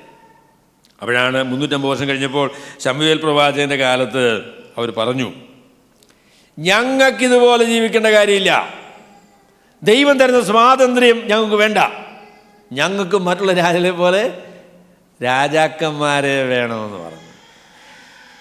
യഥാർത്ഥത്തിൽ പുതിയ നിയമത്തിലെ ദൈവത്തിന് നമ്മളുള്ള ഇടപാട് ദൈവം നേരിട്ട് ഭരിക്കുന്ന ആ ഒരു ക്രമീകരണമാകട്ടു. ദൈവം നേരിട്ട് നമ്മളെങ്ങനെയാണ് ഭക്തന്മാരായിട്ട് ജീവിക്കുന്നത്? എങ്ങനെയാണ് പോണ സോര ഭക്തന്മാരായിട്ട് ജീവിക്കുന്നത്? കാരണം ചോദിച്ചാൽ നമ്മുടെ വീടിൻ്റെ ചുറ്റും പോലീസുകാർ ഇല്ലയോ, പോലീസ്. പിന്നെ എന്തെങ്കിലും ഭാര്യയോട് കോപിച്ച് പറഞ്ഞാൽ പോലീസ് ഉടനെ വരും, പോലീസ് പിടിക്കും. അങ്ങനെ വരുമോ ടീന? കോപിച്ച് ബോഡി സംസാരിക്കുന്നുള്ളപ്പോൾ പോലീസ് വരുമോ? ഇല്ലെന്നേ, ഒന്നും വരികയില്ല. നമ്മൾ മര്യാദയ്ക്ക് ജീവിക്കുന്ന കാര്യം എന്തുവാ? ദൈവത്തെ ഭയപ്പെട്ടു, ദൈവത്തെ ബഹുമാനിക്കണമെന്നുള്ള ആഗ്രഹത്തോടു കൂടെ, ദൈവത്തിൻ്റെ പരിശുദ്ധാത്മാവിൻ്റെ നിയന്ത്രണത്തിൽ തല്ലും അടിയും പിടിയും ഒന്നും ആവശ്യമില്ല. അങ്ങനെ ദൈവത്തെ അനുസരിച്ച് ജീവിക്കാനാണ് ദൈവം നമ്മളോട് പറഞ്ഞേക്കുന്നത്. പക്ഷേ ആൾക്കാർ പറയുന്നത് അത് വേണ്ട, ഞങ്ങൾക്ക് തല്ലും പിടിയും അടിയൊക്കെ വേണമെന്നാണ് പറയുന്നത്, അല്ലാതെ മര്യാദയ്ക്ക് ജീവിക്കൂല. അയ്യോ, അത് സങ്കടമാണെന്നല്ലോ. പോലീസ് വേണോ തോമസ് ആൻഡ് സഹോദര? വേണോ? വേണ്ടെന്നേ, അത് വേണ്ട. ദൈവത്തെ ഭയപ്പെട്ടൊക്കെ ജീവിച്ചാൽ പോരെ. അതുകൊണ്ടാണ് അപ്പോസ്തലനായ പൗലോസ് പറഞ്ഞത്, ഈ ന്യായപ്രമാണവും പോലീസും പരിപാടികളും ഒക്കെ ദുഷ്ടന്മാർക്കാന്ന് പറഞ്ഞു. നീതിമാന്മാരായിരിക്കുന്ന ആളുകൾക്ക് ഇതിൻ്റെ ഒന്നും ആവശ്യമില്ല. ദൈവത്തെ ഭയപ്പെട്ട് ജീവിക്കുന്ന ആളുകൾക്ക് കോടതി വേണോ? വക്കീൽ സാറേ, എത്ര വിശ്വാസികൾ കോടതി വരാറുണ്ട്? വിശ്വാസികളൊക്കെ വരും, അതൊക്കെ കള്ളന്മാരാ. അയ്യോ, മര്യാദക്ക് ജീവിക്കുന്നവർക്ക് കോടതി വേണ്ട. മര്യാദക്ക് ജീവിക്കുന്നവർക്ക് പോലീസിൻ്റെ ആവശ്യമില്ല. മര്യാദക്ക് ജീവിക്കുന്ന ആളുകൾക്ക് ഈ പറയുന്ന നിയമത്തിൻ്റെ ഒരു നിയന്ത്രണവും ആവശ്യമില്ല. അവർ ദൈവത്തെ ഭയപ്പെട്ട് ജീവിക്കുന്ന ആളുകളാണ്. That is what the beauty of Christian life is. ഇതിന് വിരുദ്ധമായ ഒരു ന്യായപ്രമാണവുമില്ല എന്ന് അപ്പോസ്തലനായ പൗലോസ് പറയും. എന്നാൽ ഈ മനോഭാവം മനുഷ്യർക്ക് എപ്പോഴും ഉണ്ട് കേട്ടോ. ദൈവത്തിന് നേരിട്ടുള്ള ഭരണം, ദൈവത്തിൻ്റെ പരിശുദ്ധാത്മാവിൻ്റെ നിയന്ത്രണം, ഇങ്ങനെയൊന്നും ജീവിച്ചാൽ നടക്കൂല, വേറെ പരിപാടികളൊക്കെ വേണമെന്നാണ് അവർ പറയുന്നത്. കർത്താവായ യേശു ക്രിസ്തു വന്നപ്പോൾ കർത്താവിനെ സ്വീകരിക്കും അവർ? ഇല്ല. അവർക്കത് they cannot accept it. അവർക്ക് അങ്ങനെ ജീവിക്കാനായിട്ട് മനസ്സില്ല. ഏതായാലും അങ്ങനെയൊക്കെ പറഞ്ഞപ്പം തമ്പുരാന് അവർക്കൊരു രാജാവിനെ കൊടുത്തു. അദ്ദേഹത്തിൻ്റെ പേരാണ് ശൗല്. കൂടിയ ആളാണ് കേട്ടോ, കൂടിയ ആളാണ്. അദ്ദേഹത്തിൻ്റെ പ്രത്യേകത എന്തുവാ? അദ്ദേഹം ആൾക്കൂട്ടത്തിൽ നിന്നാൽ തോൾ മുതൽ പൊക്കമുള്ള ആളാണ്. അപ്പോൾ ഇദ്ദേഹത്തിൻ്റെ തല കാണാൻ മറ്റുള്ളവരുടെ തല കാണത്തില്ല. അപ്പോൾ ഇസ്രയേലിലുള്ള എല്ലാ ആൾക്കാരെക്കാളും തോൾ മുതൽ പൊക്കം കൂടിയ ആളാണ് ശൗല്. ആൾക്കൂട്ടത്തിൽ നിന്നാൽ തലയെടുപ്പുള്ള ആളാണ് അദ്ദേഹത്തെ. ശൗലിനെ കാണാൻ മറ്റാരും കാണത്തില്ലെന്ന്. അതാണ് ശൗലിൻ്റെ പ്രത്യേകത പറയുന്നത്. പക്ഷെ ഒരു പ്രശ്നം എന്താണെന്നറിയാമോ? ദൈവത്തോട് സ്നേഹവുമില്ല, ദൈവത്തോട് ഭയവുമില്ല. ആള് കൂടിയ ആളാണ്. സൗന്ദര്യം, എത്ര സൗന്ദര്യമാണെന്നറിയാം, ഭയങ്കര ആളാ. പക്ഷേ അപ്പം അതിനെക്കുറിച്ച് നമ്മുടെ BTCPക്കാർ പറയുന്ന ഒരു പ്രസ്താവനയുണ്ട്. പറഞ്ഞ 3 ആളുകളെക്കുറിച്ച്, 3 രാജാക്കന്മാരാണല്ലോ ഈ കാലഘട്ടത്തിൽ വന്നത്. ഒന്നാമത്തെ ആൾ ശൗല്, രണ്ടാമത്തത് ദാവീദ്, മൂന്നാമത്തത് ശലോമോൻ. അങ്ങനെ 120 സംവത്സരം യുണൈറ്റഡ് കിങ്ഡം അവർ ഒരുമിച്ച് നിന്ന കാലഘട്ടമാണ്. ആ കാലത്ത് ശൗല്, ദാവീദ്, ശലോമോൻ എന്ന് പറയുന്ന 3 രാജാക്കന്മാരുണ്ടായിരുന്നു. ശൗലിനെ കുറിച്ച് പറഞ്ഞപ്പോൾ നമ്മൾ ദാവീദിനെ കുറിച്ച് പറഞ്ഞു, എൻ്റെ ഹൃദയപ്രകാരമുള്ള മനുഷ്യനാണ്. A man who had a heart for God. ദൈവത്തിനു വേണ്ടി വിധേയത്വമുള്ളതായിരിക്കുന്ന ഹൃദയമുള്ള മനുഷ്യനായിരുന്നു ദാവീദ്. അപ്പോൾ a man with full heart for God. ശലോമോനെ കുറിച്ച് പറഞ്ഞപ്പോൾ അവൻ്റെ ഹൃദയം ദൈവസന്നിധിയിൽ ഏകാഗ്രമായിരുന്നില്ല. He had a divided heart. പകുതി ദൈവത്തിനും കൊടുത്തു, പകുതി പുള്ളി എടുത്തു. അതാണ് ശലോമോൻ. ശൗലിനെ കുറിച്ച് പറയുമ്പോൾ എന്നറിയാമോ? He had no heart. അപ്പോൾ Saul no heart, David full heart, and Solomon divided heart. പകുതിയേ ഉള്ളൂ. അപ്പം ഞാൻ നിങ്ങളോട് ചോദിക്കാം, എന്നോട് ചോദിക്കാം, എങ്ങനെയാണ് ദൈവത്തെ സേവിക്കുന്നത്? ശൗലാണോ, ശലോമോനാണോ? അതോ ഒരു ലക്ഷ്യമുള്ളൂ കേട്ടോ. ദാവീദിനോട് ചോദിച്ചാൽ ഒരു ലക്ഷ്യമുള്ളൂ. അതെന്താണെന്ന് ചോദിച്ചാൽ ദൈവത്തെ കുഴപ്പമൊക്കെ വരുത്തിയിട്ടുണ്ട്, അതൊക്കെ ശരിയാ. അതൊക്കെ ജീവിതത്തിൽ they were all exceptions in life, they were not the rule of life. അത് ജീവിതത്തിൻ്റെ പ്രത്യേകതയായിരുന്നില്ല, അത് ജീവിതത്തിൽ വന്നുപോയ വീഴ്ചകളാണ്. എന്നാൽ അതിനെക്കുറിച്ചൊക്കെ അനുദപിച്ച് ദൈവത്തോടുള്ള ബന്ധം, ദൈവത്തിൻ്റെ മഹത്വം, ദൈവം പറയുന്നതിൻ്റെ അനുസരണം, ദൈവപ്രസാദം, അത് ലക്ഷ്യമാക്കി ജീവിച്ചൊരു മനുഷ്യനാണ് ദാവീദ്. എൻ്റെ ഹൃദയപ്രകാരമുള്ള മനുഷ്യൻ. പഴയ നിയമത്തിൻ്റെ ചരിത്രം എങ്ങനെ ദൈവം നമുക്ക് വേണ്ടി രക്ഷ ഒരുക്കി എന്നുള്ളത് മാത്രമല്ല, ഈ രക്ഷ എങ്ങനെയാണ് എന്നുള്ളതൊരു ചിത്രം കൂടെയാണ്. അതിൻ്റെ ഒരു ചിത്രം കൂടെയാണ്. എൻ്റെ ഹൃദയപ്രകാരം എനിക്ക് ബോധിച്ച പുരുഷനായി ഞാൻ ദാവീദിനെ കണ്ടു. ദൈവത്തിൻ്റെ തീരുമാനമനുസരിച്ചും ദൈവത്തിൻ്റെ പദ്ധതി അനുസരിച്ചും തന്നെയാണ് ദൈവത്തിൻ്റെ പരിപാടികൾ നടക്കുന്നത് എന്നുള്ളത് ശരിയായിരിക്കുമ്പോൾ തന്നെ ദൈവം തൻ്റെ പരിപാടികൾ നിവർത്തിക്കുന്നത് തനിക്ക് വേണ്ടി സമർപ്പിക്കപ്പെട്ട ദൈവമക്കളിലൂടെയാണ്. ദൈവം തൻ്റെ തിരഞ്ഞെടുപ്പും പരിപാടിയും തീരുമാനവും ഒക്കെ അനുസരിച്ചാണ് പ്രവർത്തിക്കുന്നത്. അങ്ങനെ തന്നെയാണ് ദൈവം പ്രവർത്തിക്കുന്നത്. പക്ഷെങ്കിൽ തൻ്റെ പരിപാടികൾ ദൈവം പൂർത്തീകരിക്കുന്നത് തനിക്ക് വേണ്ടി സമർപ്പിക്കപ്പെട്ട ദൈവമക്കളിലൂടെയാണ്. അപ്പോൾ ആദ്യം നമുക്ക് ചോദിക്കാനുള്ളത്, ദൈവത്തിൻ്റെ പദ്ധതിയിലും പരിപാടിയിലും നമുക്ക് പങ്കുവേണം. എങ്ങനെയാണ് ദൈവത്തെ സേവിക്കാനായിട്ട് നമ്മൾ തീരുമാനിച്ചിരിക്കുന്നത്? ശൗലാകേണ്ട കാര്യമില്ല കേട്ടോ. He had no heart for God. അവൻ ചെയ്തതൊന്നും ദൈവത്തിന് പ്രസാദമായില്ല, ഒന്നും പ്രസാദമായില്ല. എന്നാൽ നല്ലൊരു ബിഗിനിങ് ഒക്കെ ആയിരുന്നു നമ്മുടെ ശലോമോൻ്റെ ആരംഭമൊക്കെ നല്ലായിരുന്നു കേട്ടോ. But he didn't finish. He fell on the way. പകുതി വഴി വെച്ച് വഴിവിട്ടുപോയ, ദൈവത്തെ മറന്നു കളഞ്ഞ എന്തൊരു ജ്ഞാനിയായ മനുഷ്യനായിരുന്നു. പക്ഷേ ആ ജ്ഞാനം കൊണ്ട് ദൈവത്തെ പിടിച്ച് ദൈവത്തോട് ചേർന്ന് നിൽക്കാനാണ് മനുഷ്യന് സാധിച്ചില്ല.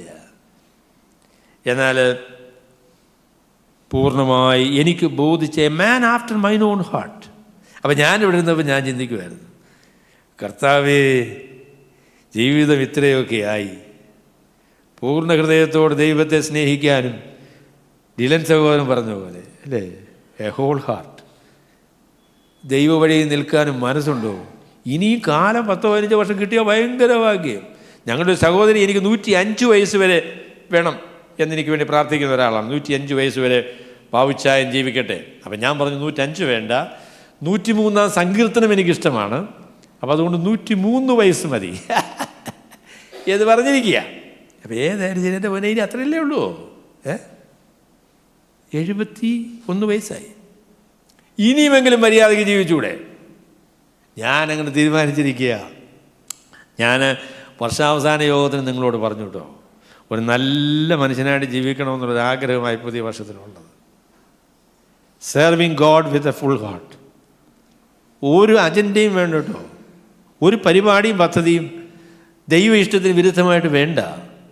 ദൈവപ്രസാദം, ദൈവത്തിൻ്റെ വചനം, ദൈവത്തിൻ്റെ പരിശുദ്ധാത്മാവ്, ദൈവത്തിൻ്റെ പ്രസാദം, അത് ലക്ഷ്യമാക്കി ജീവിക്കുവാൻ നമുക്ക് കഴിയും. ദൈവത്തിൻ്റെ പരിശുദ്ധാത്മാവിനാൽ സാധിക്കും. നിരന്തരമായി അതിനുവേണ്ടി മനസ്സ് വെച്ചാൽ, നിരന്തരമായി അതിനുവേണ്ടി മനസ്സ് വെച്ചാൽ. സുവിശേഷം, അതിൻ്റെ തയ്യാറെടുപ്പ് പഴയ നിയമത്തിലൂടെയാണ് ദൈവം നടത്തുന്നത്. അവസാനം ദാവീദിനെ തിരഞ്ഞെടുത്തു. പിന്നെ ദാവീദിനോട് ദൈവം ചെയ്ത വാഗ്ദത്തത്തിന് നിവൃത്തിയായിട്ടാണ് കർത്താവായ യേശു ക്രിസ്തുവിനെ ഈ ലോകത്തിലേക്ക് അയക്കുന്നത്. നമ്മുടെ രക്ഷ ദൈവത്തിൻ്റെ ദാനമാണ്, ദൈവത്തിൻ്റെ പ്രവൃത്തിയാണ്. എന്നാൽ കർത്താവിനോട് ചേർന്ന് നിന്ന് വിശ്വസ്തയോടുകൂടെ ദൈവിക പരിപാടിയിൽ പങ്കാളികളാകുവാൻ, ഓഹരിക്കാരാകുവാൻ കർത്താവ് നമ്മളെ ക്ഷണിക്കുന്നു. സർവശക്തനായ ദൈവം അതിനായിട്ട് നമ്മളെ സഹായിക്കുമാറാകട്ടെ.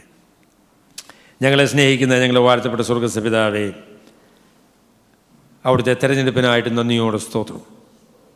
ഞങ്ങളിൽ എന്ത് നന്മയാണ് അവിടുന്ന് കണ്ടത്. സ്നേഹിക്കുവാൻ അവിടുന്ന് മനസ്സ് വെച്ചല്ലോ, തീരുമാനിച്ചല്ലോ. നന്ദിയോടെ സ്തോത്രം. എന്നാൽ ഞങ്ങളുടെ അനുഭവങ്ങളിൽ ഇസ്രായേൽ മക്കളെപ്പോലെ പിറുപിറുക്കുന്നവരും മത്സരിക്കുന്നവരും ദൈവത്തിൻ്റെ അത്ഭുത പ്രവൃത്തികളെ മറന്നു കളയുന്നവരുമായി ജീവിക്കുന്ന ഞങ്ങളുടെ പരാജയം ഞങ്ങളോട് ക്ഷമിക്കണമേ.